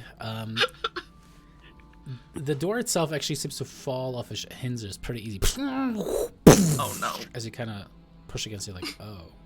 The interior of the room is a scene of absolute chaos. Couches with faded green cushions and a heavy armoire are piled against the door, or were once, at least. All other furniture in the room sits askew and out of place, with much of it showing damage. The doors of an armoire on the south side of the room are broken, buckled inward by the impact of something large, while a writing desk against the north wall has been shattered and it is covered in the remnants of torn clothing. A green patterned rug, no doubt one of the room's more luxurious features, has been partially rolled up and tossed over the makeshift barricade, as though to suppress some kind of sound, or perhaps prevent sound in the room from escaping. So it's like barricaded. With Yes, much like stuff. before, it seems like there was a fight in here. Uh-huh. And there is a mirror in the corner. Yes. Is that a handprint on the mirror? Actually, forget that I asked that question. I don't want to know. It looks like it, doesn't it? It does. Long fingers. Really long fingers. God. What color room is this one? If I had to guess, green. Yeah. Well, I mean, never mind. I have so many jokes about the mirror. But it's barricaded. So and So are we not going to investigate what might be in these rooms that could help shed light on the mystery? No, I'm okay with going in here. There's just a lot of furniture up against the door, and I'm very weak. I'm gonna, yeah. All right. If we want to push it to the room, all right, who's going to go cover the mirror right away? Who has a sheet available? I can just break it. No, we're not breaking the mirrors. Remember, we're covering them. Well, we kept the other one intact. Yeah, so we just need to keep all of them intact in case we need them later on. Is there a sheet or something in one of the rooms? There's sheets in this room. Or a tapestry?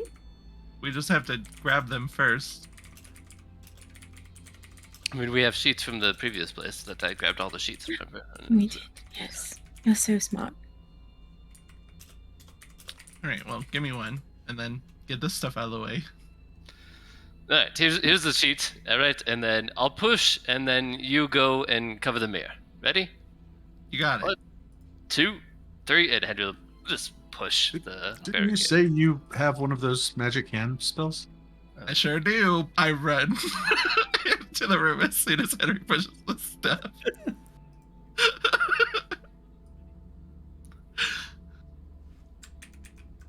Made it. It's fine. All right, you push it to the side. You run over. You cover the mirror. Go to make me a Oh, perception Henry does check, it? Henry. Good for Henry. Yay. Perception check. Oh yeah, I don't perceive stuff. You know. It was going so well. No! Behind Henry, unbeknownst to him, suddenly you see a floating ghostly visage. Seemingly backing away from him in terror as it kind of like seems to grasp at its side and throw a dagger directly at him. It passes through him and hits the west wall.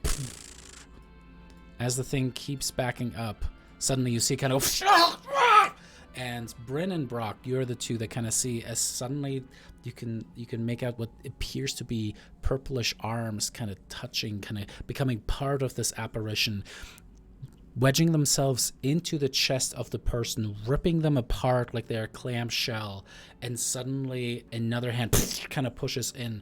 The body seems to convulse, bubbling as the clothes themselves are shorn off and the body turns from this human, pinkish flesh into thick purple. And suddenly another one of these mirror figures kind of stands there, but then the visage kind of disappears.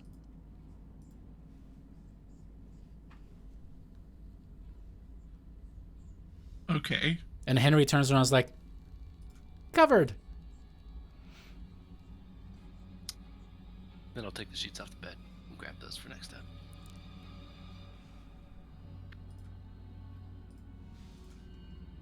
time. That was Everything all right in there? Oh, yeah, Spooky. everything's good. Mirror's covered. We can come in and look around if we want.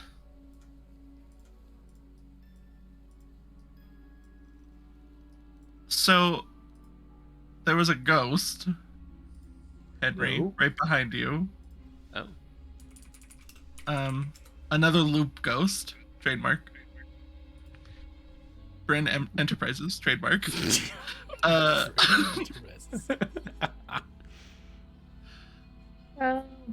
But it was stuck in a fight and then basically got overpowered by one of the purple people and turned into a purple people. it's messed up, man. That Was felt it- to me more like a vision of the past than anything. Yeah, a loop of the past.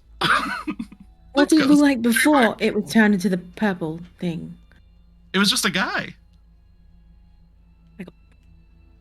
Did it was he like fancy dressed or more like noble dressed? Bryn and Brock, both Or of you guys make servant? a history check.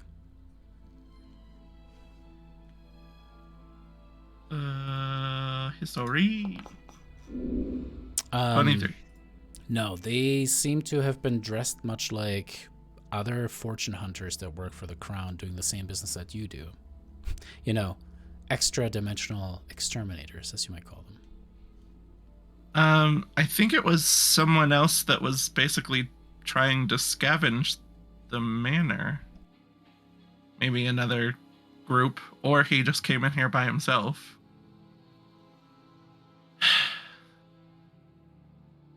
But those purple things, I mean, they can definitely make more of them. Now we know that. And if I had to guess by how many people have probably been in here in the, 20 years that it's been abandoned, they've probably made a lot. I mean, I saw a lot when I was in the mirror realm, right? Like I don't remember how many I saw, David, but I saw a lot of them. It was a metric ton. Hmm.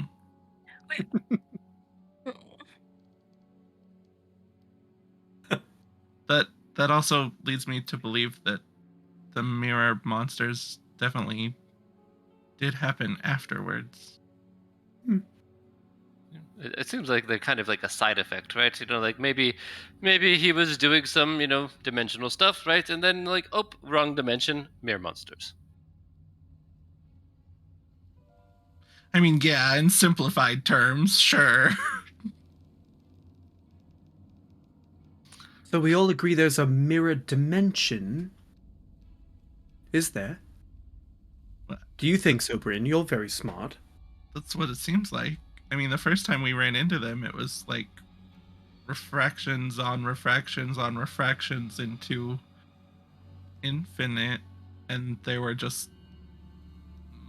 like a whole bunch of them on the other side. So if I had to guess, maybe not like a dimension in a sense of like a new plane, like, as big as the Feywild or as big as, the Shadowfell, but like a pocket dimension, maybe.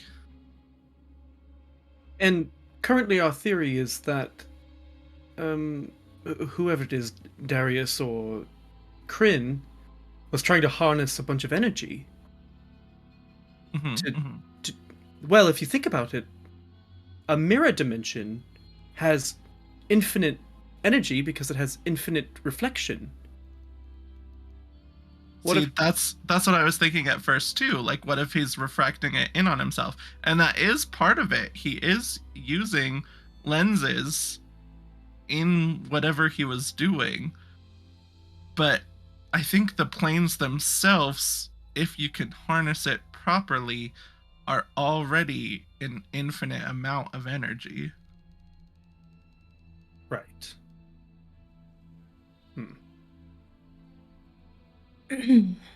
But the mirrors, he was definitely using them to redirect it. Which makes me think whatever he was really doing with the crystals, he was probably doing upstairs with all those mirrors, and that's why they were set up like that. I do say we still avoid that area last time we went Oh there. yeah, we're definitely okay. not going upstairs right now. All right, yeah.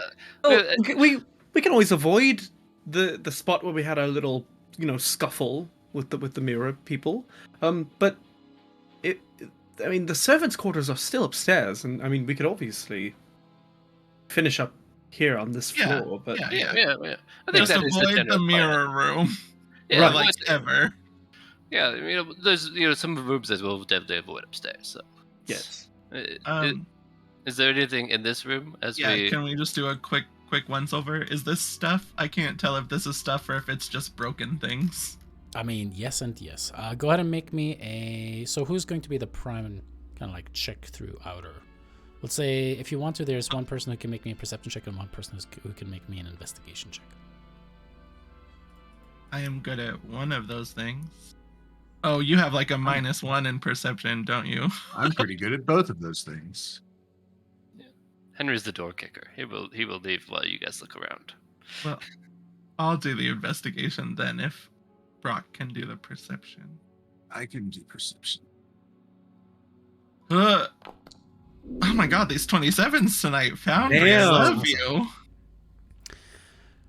All right, with the investigation check, the thing that kind of stands out to you is that the bed does look as though it had been slept in. The covers were originally tossed aside and then somebody tried to rise in haste. You do see that the dining table next to it had been toppled over and that a pitcher that contained water not too long ago has spilled its contents and seeped into the wood grain.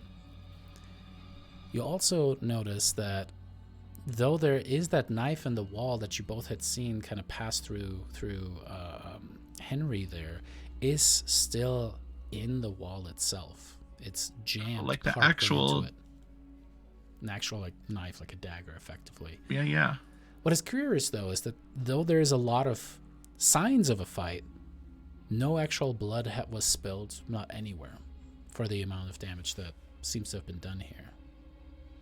You would Even expect where we that saw something him would get happen. ripped in half? Mm-hmm. No blood, not a single drop. Now, as you kind of look through as well, you can see that there seems to be an axe, a broken sword, some ratty-looking boots, old traveler's clothes kind of tossed around. It seems like somebody made themselves comfortable here trying to maybe get some rest. The fact that the wood grain is still somewhat moist to the touch tells you that it probably has happened within the last 24 hours, Brock. And as you're next to the bed, suddenly you see a little bit of wood and like a curvature looking through, and then you can notice that it's a glint of gold. You kind of lean to the side looking underneath the bed frame, and you see what appears to be an ornate lute. It was once beautiful. It was made out of red wood and trimmed with gold, but most of the gilding has now peeled away, and it's unexpectedly heavy. As you kind of turn it over, you do see that the engraved gold plate on the body of it itself reads, "With all of a mother's love for her daughter." And Brock, you're pretty sure that as you hold this lute in your hand, this is another one of, well, your mother's keepsakes.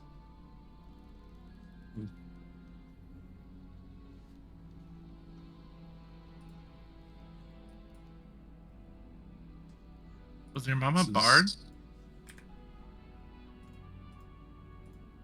Do I know if she had any musical inclinations? Oh yeah, she was fantastic at singing. She was fantastic at playing all kinds of instruments. She really enjoyed song. You know what? Roll me a D100.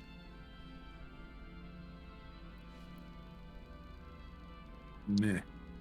You remember she hummed and sang all of the time. It doesn't matter what she was doing, whether she was, writing a poem, she would hum along, whether she was, helping the staff with house, chores when she was making plans for the business. Always a tune. and was not always the one from the music box, but she always had a tune on her lips. He was very much a musician. She was nearly always humming some tune or another. She sang beautifully. She played multiple instruments with what I've always viewed as a fair degree of skill. I'm not an expert. I don't know if you'd consider her a bard in the same way that Marcus is, but she was definitely a musician. Well, wherever this was, they found it, clearly.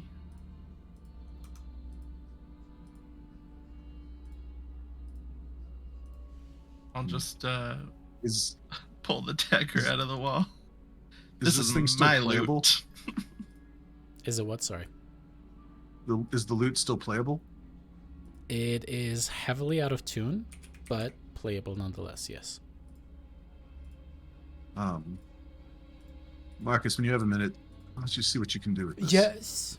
As he kind of steps forward and kind of bring boing, boing, boing, boing, boing, boing, boing, boing, kind of starts to actually tune up the lute. Surprisingly, it does still play, though. The warping of the wood itself certainly has added a somewhat out of tune, like an almost eerie sound to it. But as Mark kind of goes, yes, it is somewhat playable.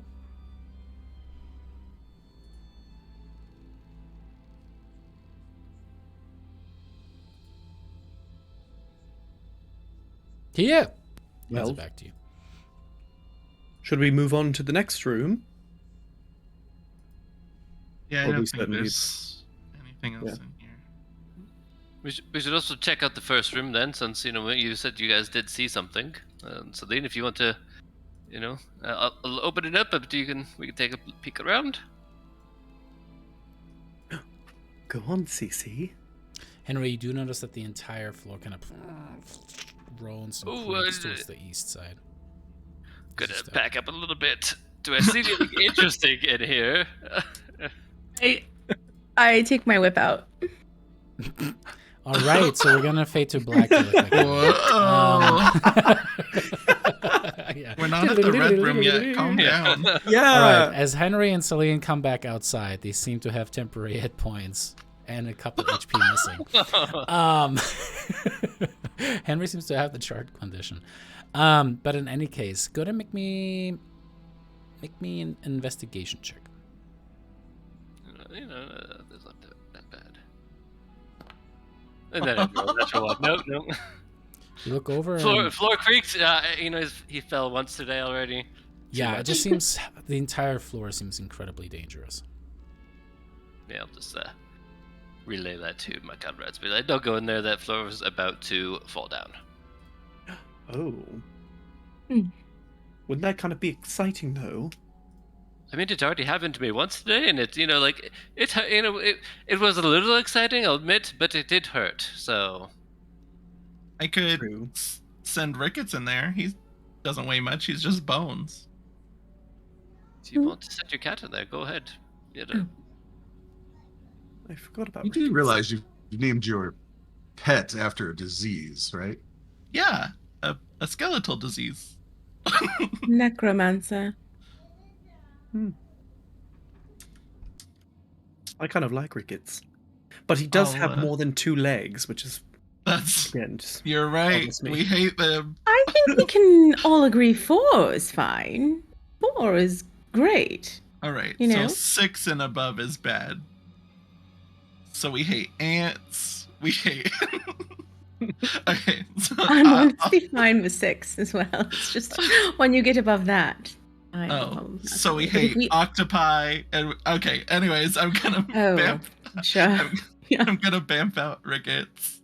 Mm-hmm. You're muted. Ricketts reappears as you sent them into the room.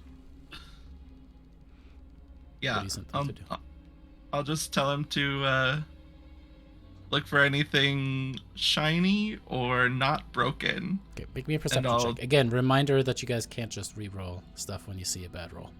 So, as you see a perception check, or go ahead and make a perception check with Ricketts. Oh yeah. I just was using him so no one else has to fall through the floor. And he kind of like steps through, and his immaterial paws seem to not really trigger the floor as much as Henry's voluminous muscles did.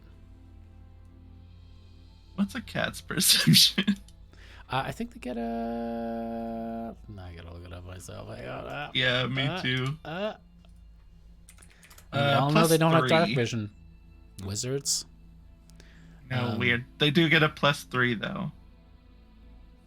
This one does not rely on smell since it is shiny. Right. So it is Yeah. Flat +3. That's okay. So we'll just do a d20 +3.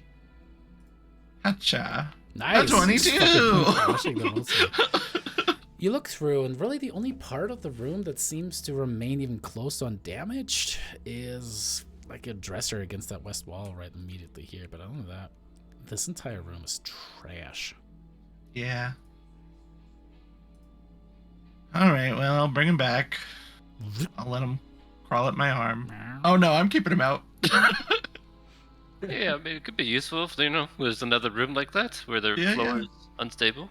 Yeah. There's a dresser in there that might have stuff in there, but he can't open it, so. But it's right up against the wall, so I don't think we'd have to worry about the floor falling in. You can just summon the hand that does it and just Look, open it. everyone keeps talking about this magical hand. You're right. I might as well. You'll have to step cast a little Mage bit Hand. into the room to get a better view on manipulating it, because Yeah, Yeah. that's fine. I'm not worried if we stay close to this wall. I'll just hold on to like Bryn's collar just in case. Just like Oh. Is this one red? Is this the red? Which one's the red room? That's all I need to know. Careful, there might be black widows in that one. Well, hello. As you kind of pull it open, as far as you can tell, not really being able to look inside too well, you see moldy clothing long past the point of being wearable. Doesn't really seem to be anything of value here. Can I just take the mage hand? You never know. People are shifty. Can I just start flinging clothes out of the dresser? Oh, okay. Yeah.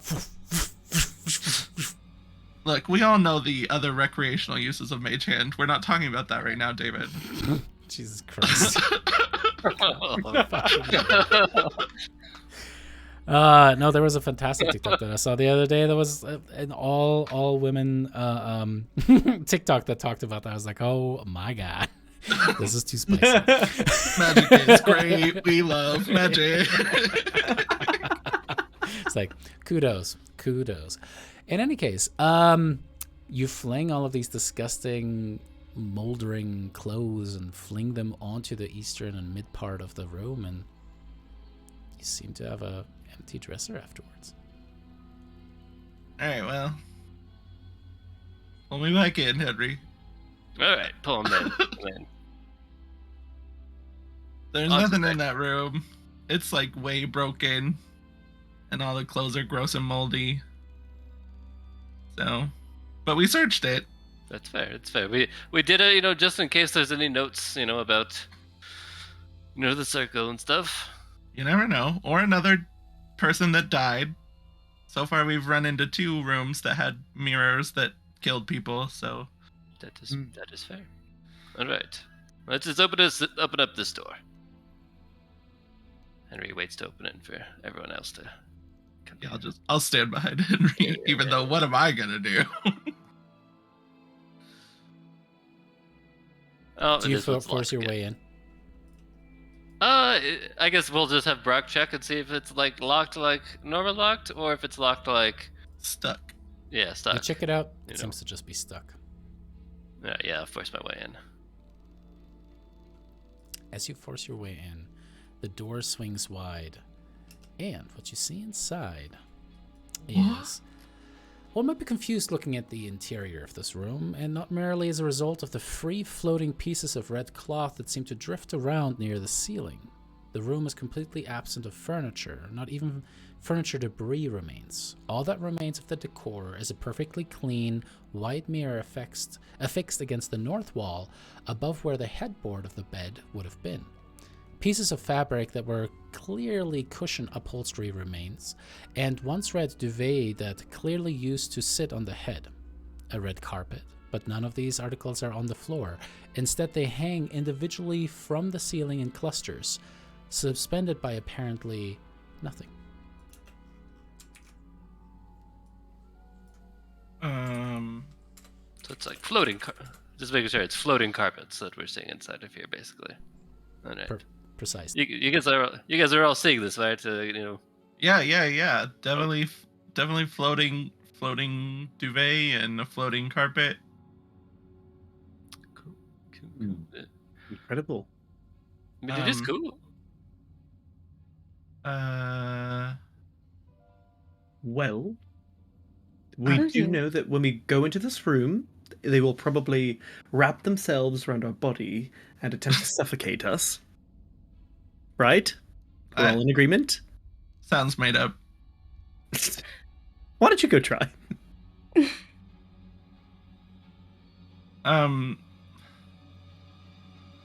These weird, like, filigrees, is that design or actually something specific on the whatever that is?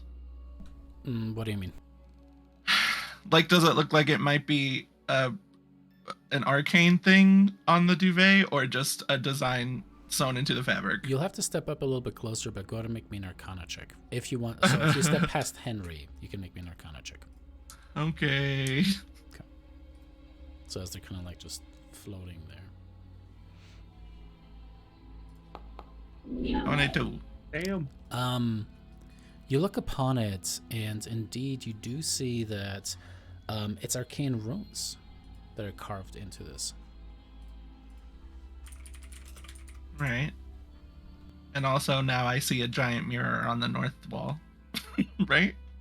Yeah, it's a massive. It's like from here to here. Like a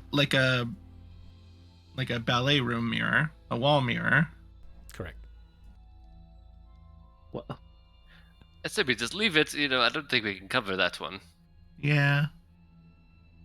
Why is there just floating stuff in here? I mean, this was clearly intentional. These are arcane etchings. Can you use the mage hand to... Yeah, touch it. And perhaps we've a flying carpet. I've heard of those, There's lots of holes in this, so if it is a flying carpet, it probably is not a great one, but... We'll get it repaired, obviously, I'm sorry, I can't see it, so... Yeah, no, that's fair, yeah. There's a lot of holes in this. Yeah. It's also not a carpet, it's a duvet, but... I mean, flying duvet is still the same thing, in the long run. There are We don't have floating those where I come carpets from. in this room, but they do not have arcane sigils on them. So, Oh, I see. Mhm. What happens if you try to grab it? Yeah, sure, I'll mage hand and just try and pull it down. I will say the mage hand seems to be able to move it a little bit, but it's almost probably too resistant, heavy. trying to stay in place. Oh, With your it's like 22, you pulling get the back. sense that it was enchanted in a way to remain there. But it there anything on the doesn't have a ceiling? whole lot of pull against it, just enough to not hold up against, or enough energy to hold up against a mage hand spell. You don't know if Right. somebody would be able to kind of pull. And there's nothing on the ceilings? There's no etchings on the ceiling anywhere? Just on the duvet? On the duvet, and then you notice that the same kind of sigils seem to be on, the other floating pieces of cloth. Oh, they are on the carpets. No carpets. Oh, I thought there was a carpet in here. There was, until we decided that we weren't going to have a flying carpet. I think that was like a game call. What is that called in football? Like it was like a blank. I don't know Decision. football. You essentially have to describe it Audible. for you guys, for you people. So you have what looks like little pillows and blankets and stuff like that, a massive duvet, and all of this stuff seems to be floating. It seems like it should have belonged on a bed, but there's no bed. Right, there's no furniture at all. Bad. I mean, There's no more comfortable mattress than one that isn't there. It's like sleeping on a cloud. Oh my god. And it's the red room too. Right. Is On it? the ceiling. I mean, it's red, so these sheets Sorry. are red, so. yeah. Mhm. We know what this room is used for. All What right. is this? Just a curtain? Yes. How high up is this duvet? Oh, enough that you could probably like climb on top of it, essentially. Oh my god, yes. I'll do that. You do, and you watch Bryn as they kind of start floating atop And it. just like shimmy army crawl onto it. And it's actually kind of nice as you kind of float on top of it. It's like, ooh, yay. Okay, yeah. No, I can understand the appeal now. Just don't look in the mirror, please. It's like the whole wall, so no promises. But don't look at it. Avert your eyes. Well, Why do they need a mirror so big in the red room? this is the red room, so. Okay, can we just say that when the creators of this game decided to make the rooms color coded, they knew what they were doing. Look, Come I on. will just say the fact that there's Come on. floating sheets and a wall-length mirror, Come on. it is a red room. Yeah, 100%. Yeah. 100%. Absolutely. I think it's missing some items. But yeah, sure. Right. Maybe we just didn't see. Well, those yeah, yet. the house has been picked clean. Those things are expensive, so. Celine, you already Feel like we're brought the going- whip to the party. It's There's like a my GoPro on the slave ceiling. weapon. It just sucks, so I never use it. How stained is But this I carpet? can. Oh, alright, well, now I get There it. wasn't a carpet. Prestidigitation has a lot of very Rooms do. wonderful uses. The rooms Now are I- prestidigitation. I get off the duvet now. It like sticks to you as you go. Oh boy. Well, Well, there's nothing in this room because there's no furniture to search through, so. the Well, that was exciting. I can do Okay. it. only furniture was like a.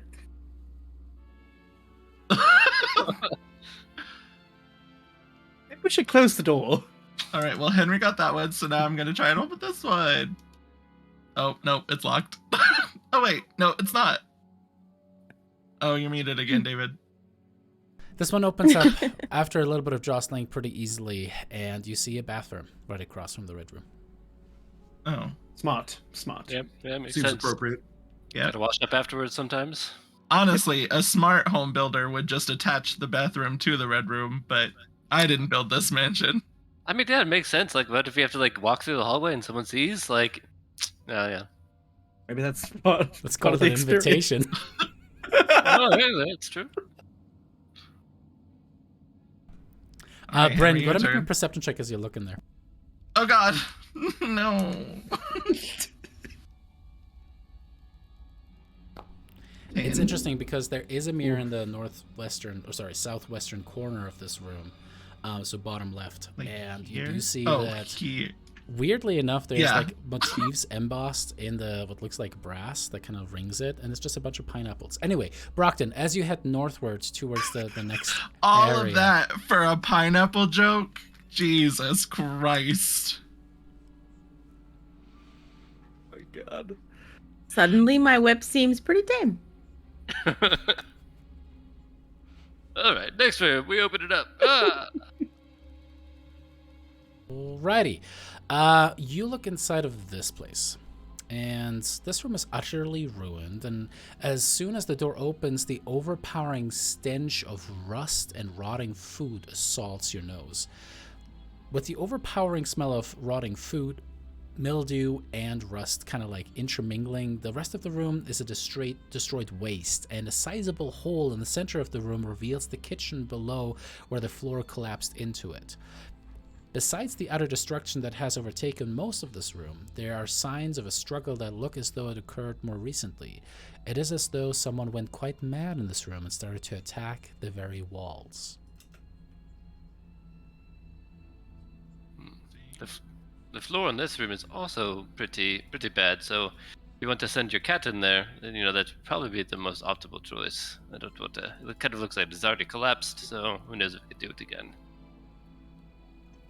Oh, it's like a hole in the middle of the room. Yeah. Bryn, noticeably, you look down, kind of like from where you are, and you don't see any of the rust monsters. Or at least you don't hear any skittering or anything like that. Yeah, as soon as you said it smelled like rust, I was like, oh, this must be over the kitchen.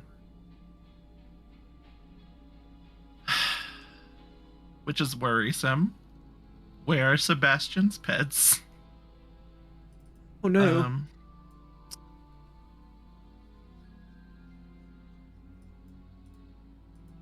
Yeah, I'll let Ricketts hop down and see if he They're can the see anything on the bodies other side. of crushed rust monsters, visible as Ricketts kind of moves towards the edge of this hole. It seems like somebody fought and killed the rust other monsters group in there. Killed your pets, Sebastian. Yeah, I'll just lead out the door. The other group killed the rust monsters. They did not. Yeah, smushed them real good. You're a liar. Move. Well, no, there's a hole in the room, so maybe don't go in there. Oh, thank you. Could have easily let me die, but you didn't. I appreciate you. Well, I'm really sad about the well, I called them monsters. I'm really sad about them. Oh well, I'm over it. Don't worry, we'll find you more. Oh yes, absolutely. Certainly in that labyrinth outside, there's all manner of... True. We could probably find something better. maybe they laid yes. eggs and we just don't know yet because they haven't hatched. Oh, babies. There you go. Lovely. Optimism. You should try it. You train him from the start, right? Then they view you as like, mother, father, right? And boom. Mm-hmm. Beautiful. They'll form a I love life that bond cycle of with life. you. Yeah. But yeah, I let Ricketts. I'm assuming he's gonna like crawl over this couch to try and get to the other side. Falls down, no, but go to make me a perception check with Ricketts. You can do it, Ricketts. I believe in you. 13. Checks through. There are signs of combat in this room once again, which is interesting, but Ricketts is not really able to piece too much together. Somebody tried to do something in here, try to maybe make it defensible, but you can definitely see that something bit into the walls, maybe a blade, maybe a hammer. Some fight was fought, potentially lost. But what is weird is there are no bodies. No bodies. I know. The worst. Maybe they were made out of metal. Did any of those people look like they were made out of metal? Maybe they consumed. Oh. They just look like people. And all the rust monster corpses are downstairs, right? There's none in this room? Nope. Does this look like a mirror that's been broken? Or like a picture? Yeah, it seems like glass was shattered and like put out. Gonna make me an investigation check. And yeah, there's a mirror there as well. Oh You my realize god. that- My god, damn. It's fucking hilarious. All 27s. All I know. I've rolled 19s. like 5 19s That's today. amazing. Not 20s, just 19s. It seems like That somebody... last Ricketts perception check was a 19. There's been so many. It was just a noise trap that somebody set up. Oh, okay.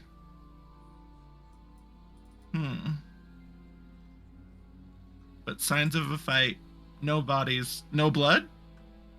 No blood?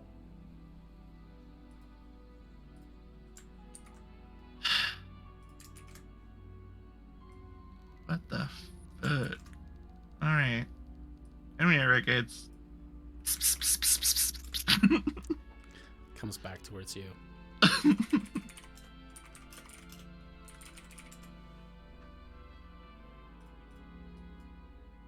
Hate that. Hate that that's actually in the book. suppose we can move on to the last door. And also, what's the deal with this window at the end of the hallway right here?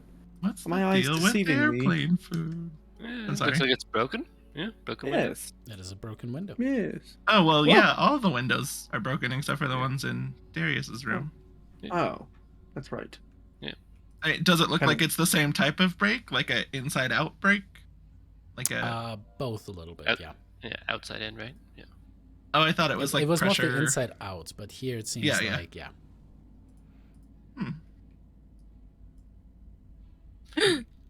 What's out there? Oh, I don't actually go out the window. I meant to go over here. Friends like, Break fuck- for suicide. fuck this out. What's out there? Sewer slide. Lacey, did you have a revelation? Oh, he just said what's out there that came in, and I just thought, just gonna like shaking like gesture back to the spider webs. Mm. Oh, Yeah, no, we no. haven't run into those yet, surprisingly. The Well, maybe whole they're in time this she's room. been like looking behind her with like her whip in one hand and like her dagger in the other, like watching behind them, like shaking as she like steps over the spider web. Like Yeah. she's freaked out. You know what? GM inspiration for playing up the arachnophobia for porcelain. Yeah. For Celine. It's a big time character It's just a stretch roleplay moment. choice. Yeah. Nothing Yeah, else. Yes. Don't mind that every character I ever play is arachnophobic. Don't worry That's so about funny. that. I mean, you're probably okay. If I had to guess, all these broken windows, they probably went outside. Freedom. Yeah, that's fair. Ew. That's fair. I don't think so. I mean, they were probably outside first. They don't. Well, that's fair. You know what? They could have Doesn't been matter. outside first. Doesn't matter. I don't think. Hey, if you see a spider, tell me. You'll kill it for know. ya. I'll kill it for you. Trust me, you will know if I see one. I grab Sebastian's hand again. I like claw it. All right, Ow. Henry. I know you've been itching to open this door. Oh, yeah, we could try again. Boom! Oh, there's- Alrighty, Henry, you look inside. Well, And this place is interesting. The contents within are strange. Most of the furniture sitting on the floor of the room appears fine, dusty and mildewy, but not shattered apart or necessarily broken. The blue rug on the floor looks as one might expect, patterned but aged and worn. The blue cushions and on the respecting chairs and couches are similarly aged out, but still, the blue dye shows. Blue room. Yeah, blue room. If you guys want to go explore it. Step back from the door.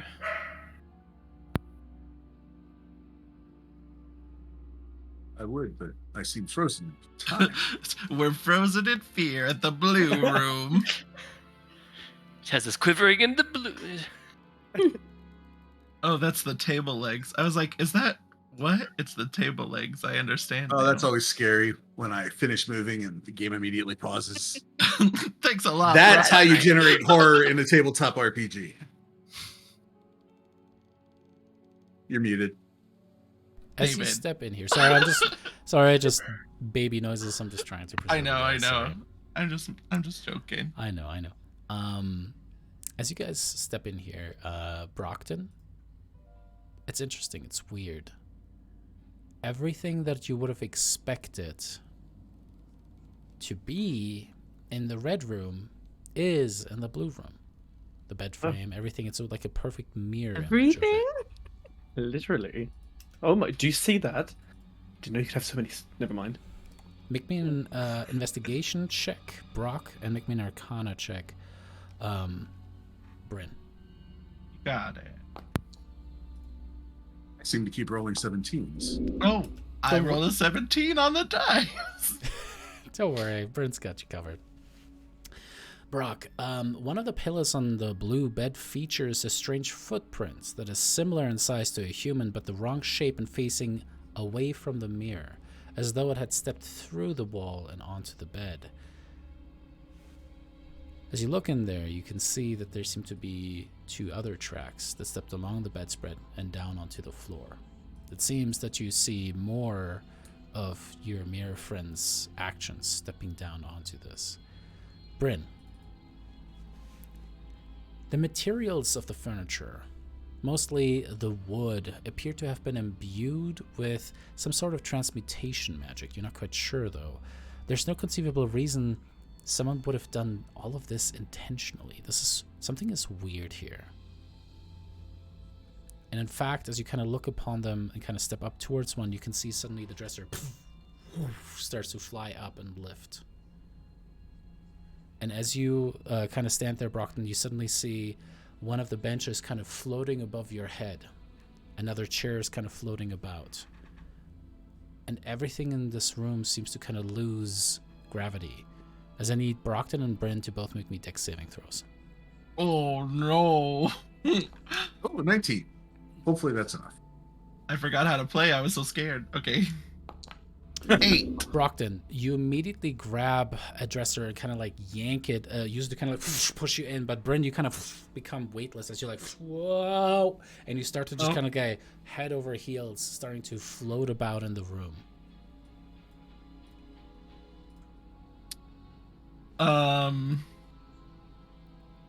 Does anyone have a rope? Can I creature, object, or magical? Can I cast Dispel Magic?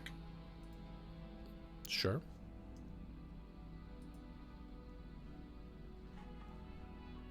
You can always try. As Bryn casts the spell magic, you just kind of focus it in. You suddenly see a flash of energy radiating outward from him towards the rest of the room. You see as the magic seems to encase and touch upon each piece of furniture on the outside of the room, and suddenly each piece of furniture with Bryn as well. Go to make me dex saving throw, Bryn. I'm about to eat shit. 14. As all the stuff kind of falls, you try to dodge out of the way. You're able to avoid the worst of the debris falling on you, but you still take 6 points of falling damage as everything kind of collapses down. That's okay.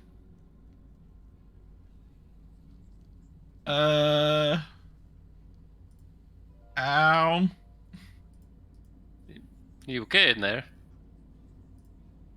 I mean, out of everything that's hurt me so far, this has probably been the least painful. Good. But everything was floating like it was in the red room. Hey, just someone real quick go look in the red room and tell me if everything's still floating in there. Henry, you run over towards the red room excitedly, and as you look inside, everything there is still floating. I'll call out. It is. Wow. Bryn, Right, so they did as this you- to both rooms. As you keep looking about, you suddenly notice that with the expulsion of magic, there seemed to be a flash of energy from this corner that then died down. And with that, something like a as you realize there might be a secret door built into the wall. Alright, well, I go look.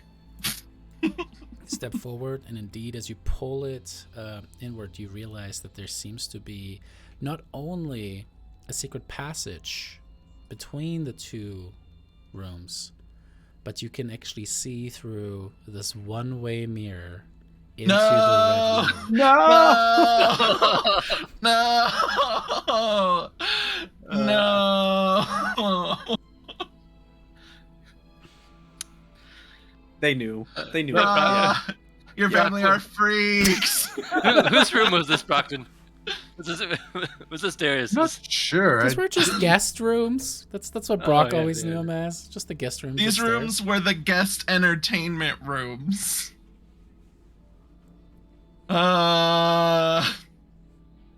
It's You step just through a and you little- realize that the one-way mirror also works into the north room. Yep. But it goes nowhere. It's literally just an alcove. Mm-hmm. Well, my God. I hate it here. I hate your house. I hate your family. Hey, I'm really hoping that this is wine, but does it look like wine or does it look like blood? Let me see. Blood. Oh. Cool. Cool. Is everything good in there? It seemed to be taking quite a while. Everything's like way the opposite of good, but it's more mental than it is physical. Yeah. Not exactly sure what that means, but alright. Can I just check? These look like maybe nightstands. You step over, and as you open these drawers, whatever innocence you had, Brent, swear to is God. destroyed as you just slowly push the drawer back closed. All right, there's nothing in this room. What'd you find? There was one thing actually, but it didn't seem important. It is in the bed table on the right side of the bed frame. Okay. You just seem disturbed. Yeah, I mean, this whole house is disturbing, and I'll just lean into Brock's ear and whisper everything that I found out about that room. All right. Didn't need to know that. Wow. I can't. That No. No. Oh god, can you imagine? Those of you watching on stream, be glad you can't see our Discord right now. I will say though, Celine, do you know what was not in that room? Spiders. No spiders. That is wonderful. She's like turns around, shaking from looking behind them. Like, oh, this is such a good news. Suddenly, you all Sebastian's hear got like a blood from where you Bullied. just clawed into it. from below.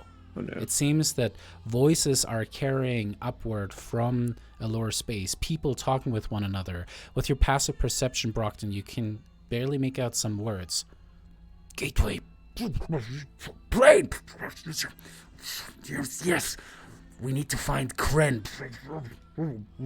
And suddenly there's a what sounds to be a ripping noise, met with the resonance of magical forces. Step, step, step.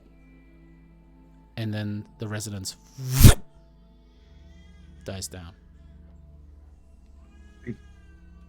Someone just opened a gate and passed through it downstairs. We should head down. Well, where the hell was there a mirror? I mean, if they pass through a gate, I mean, we could go down and check. But you know, I was just saying, if they pass through a gate, they're probably gone. You remember that there was one room you guys had not checked that was locked, and you walked past. All right, let's go check out that room. Idiots! We're idiots! Yeah, of course, it's the only room. The most important one. We'll break down the door. Oh, Oh, We'll do the fast teleport method. You know, fast travel downstairs. Yeah, we open our maps, we go first floor, corner room, we hit fast There's travel. helpful tool tips. You know, when you play a horror game, play characters that are not afraid of horror. As you guys make your way back downstairs with Marcus in tow, you presume the sound should have been from somewhere over here, and the place that you hadn't really checked is over here. Oh, the double doors. they might still have one of the rust monsters. Come on. Don't get any closer. Yeah, maybe, I guess. Maybe we wait. Oh. what are we waiting for? I was gonna say maybe we should be Brockton is also very sneaky, behind. but I changed my mind. I had to reload, so I'm still Yeah, waiting to get hang back on then, in. everybody. Oh, yep. Same. Yeah. Yeah, I was like, maybe sneaky, but then I was like, no.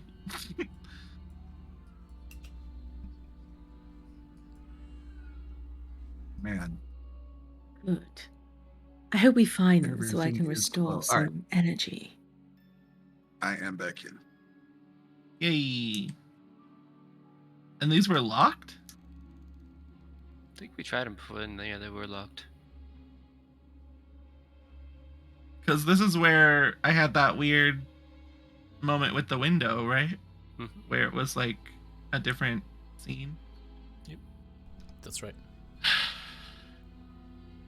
Dude, everyone ready? We'll try the door. Yeah.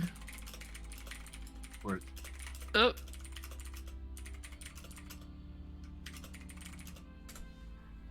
As you look inside, you see a massive, what seems to be a dining hall. Now, from the moment that you Oh. step inside, what? No, I'm reacting to what I just scrolled into. Yeah. Anyways, let me well, just go back. we'll get there in a second. Oh, It's clear that something terrible happened here. 2/3 of an elegant and exceedingly long dining table lays on its side at a sharp diagonal angle in the southeast of the room. Its north end splintered into fragments as though some sort of explosion at the head of the table in the north side of the room lifted it and hurled it to its final rest. The destruction seems worse toward the north of the room, and there in the gloom, a pale light flickers.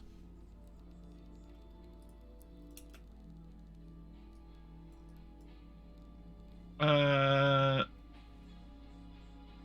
don't know what it is. What do you guys... Braden? Sebastian, Celine, do you guys know what... It looks like a portal of some sort, maybe. It's definitely magic. I'm also real concerned about these very specifically shaped scorch marks on the ground.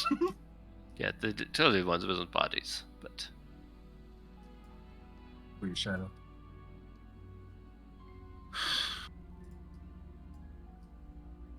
um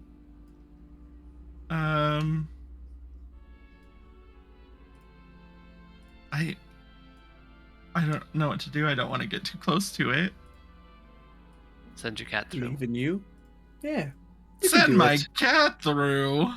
You could just make another one. As you guys step actually into the room and see a little bit better now, you can see that the elegant and decorative rug that once lined the seating for the table is wrinkled and rippled in waves as though it was too lifted and shaken from the north end, buckling away from whatever terrible force drove everything into the room outward. At the hearth of the great fireplace at the north end of the room where the head of the table would have been, the floor has buckled down in a circular crater, and the shadows stretch out from it across the room, permanently burned into the floor.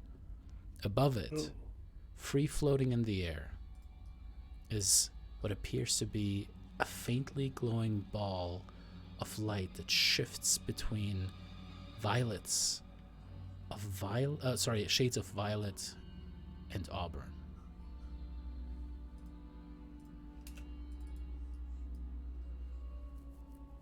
I approve of the color choice. I mean, I can It's like fun. send Ricketts through, but I won't be able to see anything. I'll have to hope that he can come back. Do you guys know what the floating ball is? Do you have any idea? Have you seen anything like this in your studies, Bryn? Have I seen anything like this in my studies? Maybe an Arcana check. Oh, the one time it might be useful. Right. Wait, I have DM inspiration. I'm gonna use it. Okay. No, okay. Yeah. You look upon it, and the magical orb might just be a remnant of what actually happened here. While there are numerous spells that could wreak this sort of havoc on a room, it doesn't appear to be the result of a fireball or any other immediately identifiable evocation spell. it clearly seems to be the sort of Terran space that seems to be related to teleportation or a rift between the planes. So the portal caused the explosion. Well, we don't know it's a portal. It could be a tear. It certainly looks like a portal.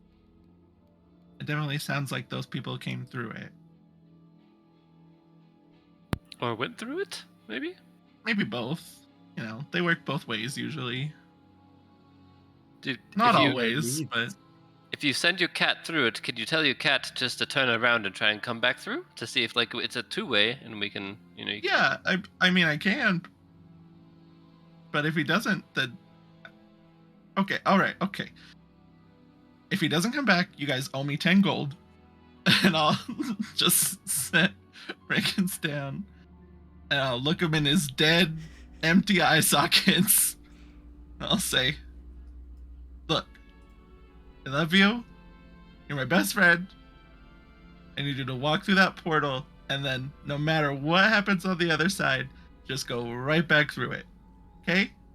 Okay. Love you. You're the best." I give him little head kisses. The little cat starts to clump, clump, clump towards this ball of energy. And it looks up. It would probably have to jump up to try to even get into that. Bryn, I need you to roll me a D100. Ranking 90. As you watch, suddenly the rift seems to open up, tearing sideways as the cat seems to elongate, get pulled in, suddenly turning into a noodle of itself, becoming more energy than actual material being. Yet at the same time, as it is shunted away, the doors behind you been slam shut. Energy crackling across it. All of you guys see it's almost like another layer of reality is being superimposed upon the room that you're standing in. You hear faint laughing and laughter, jovialness, but then that is replaced as you suddenly see what seems to be a weird creature made out of what seems to be spectral skeletal matter, but all of these weird planar energies kind of attaching towards it kind of float upwards.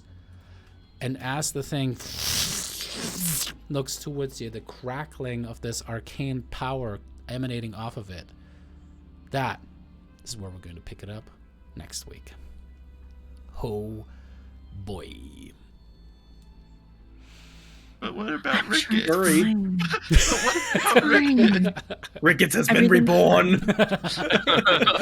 Master. No, I mean, if this is Ricketts, that's fine. That means he's friendly. Only he's friendly. Does Master still love me in this form? Anyway, Would thank you you all. still love me if I was a worm? Thank you You're guys assuming all we love you now. so much for watching. We'll have to pick it up there next week, as of course the most important fighting of this session was the Red Room. And yes, they absolutely know what they were doing, and I fucking love hate it. When it. I saw it, I was like, I was okay with the Red Room, but when it was a one-way mirror, I was like, no, we've done too much. The second he said secret door, I was All like, the oh way. man, he's a peeping Tom. I thought, That portal? I thought when he was like, "Oh, it's a secret room," I was like, "Maybe it's a stairwell." Maybe. Right? oh my So gosh! wrong. All right, before we call it for today, we will be on again next Tuesday. That is going to be at 9 p.m. Eastern time. So if you guys want to hop back on for that one, absolutely let me know. Well, not let me know. Follow, follow us. That's the best way Just to do DM it. me. Just should be a direct message. I'm going to see if we can't, raid another channel really quick. But thank you guys so much for watching, and we'll see you guys next Tuesday.